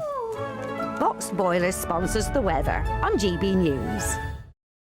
Hi there, welcome to the latest update from the Met Office for GB News. It's another dull and damp day for many of us. Wet in places as well, particularly western parts of the country. But with moisture-laden southwesterly winds, it's also going to be a mild one. Now, it won't be raining everywhere through the day. Parts of northern Scotland and Northern Ireland will see some brighter spells in between showers. The showers most frequent in the far northwest. But across much of England and Wales, it's very rainy, with the wettest weather increasingly towards South Wales and the southwest of England. Rain warning in force. It'll be breezy here as well, but at the same time it's going to be mild, 15 or 16 Celsius in the south, 13, 14 further north. The wet weather just continues into the evening rush hour across South Wales, southwest England. There'll also be spells of rain further north. This bout of wet weather affecting much of northwest Scotland, extending into parts of Northern Ireland as an area of showers. Likewise, southern Scotland seeing some rain, although the central belt at times avoiding the wetter weather. Northern England, drier for a few hours before this area of rain across Wales. The south and southwest starts to move northwards. So all in all, a very soggy end to the day on Tuesday. And it stays cloudy, it stays breezy overnight, with those spells of rain becoming less heavy, less persistent, but a damp look overnight for much of England and Wales, southern Scotland, Northern Ireland. Clear spells for the north of Scotland and cooler here, but elsewhere it's double figures, if not teens, as we begin the day on Wednesday. And Wednesday does start off with some heavy rain in places. Initially, the focus will be across the south and southwest once again. Then those rain bands move north. So if you are heading out for a bonfire display Wednesday evening, there will be some showery rain around. A little bit of uncertainty about exactly where these outbreaks of rain end up, but it's most likely to be wettest towards the north and the west. Some drier and clearer spells towards the southeast. Expect warm spells with the odd rude interruption. Boxed Boilers sponsors the weather on GB News. Thank you, Britain, for making us the fastest growing news website in the nation. Because the truth matters, and so do you.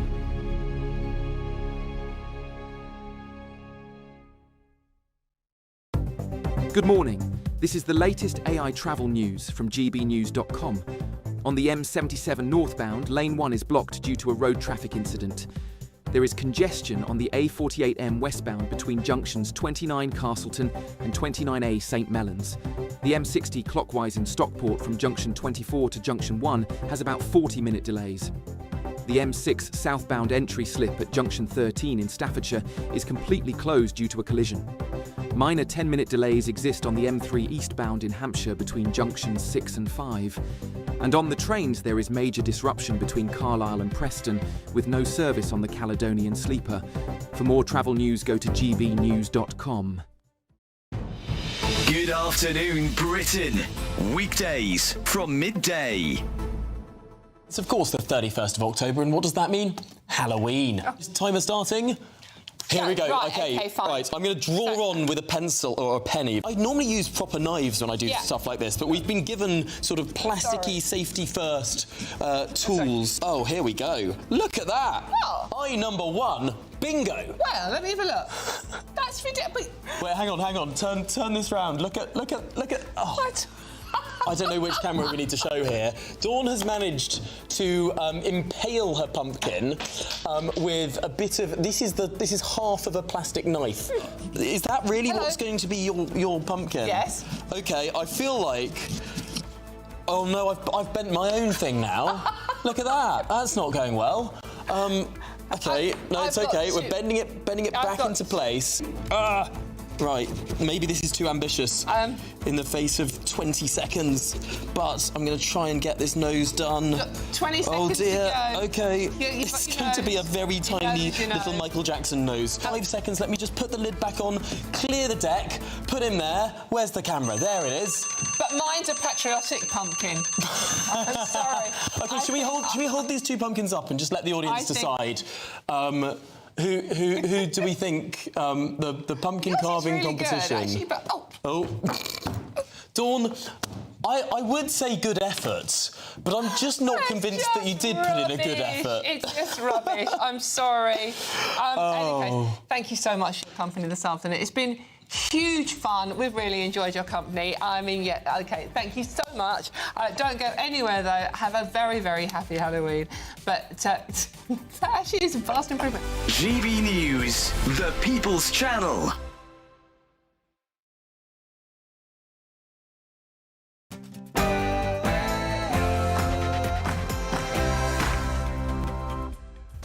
Good morning, 9:30 on Tuesday, the 4th of November, live across the UK, Britain's Newsroom with Andrew Pearce and Miriam Capes. Well, will it be a nightmare before Christmas? If we are to build the future of Britain together, we will all have to contribute to that effort. Each of us must do our bit for the security of our country and the brightness of its future. Well, the Chancellor, Rachel Reeves, at Downing Street this morning indicates that she's ready to break her manifesto pledge and raise taxes in the budget this month, although she didn't confirm it. Rachel Reeves says there'll be a budget with fairness at its heart. She signalled clear tax rises in 22 days' time. But what will go up? Income tax, VAT or national insurance?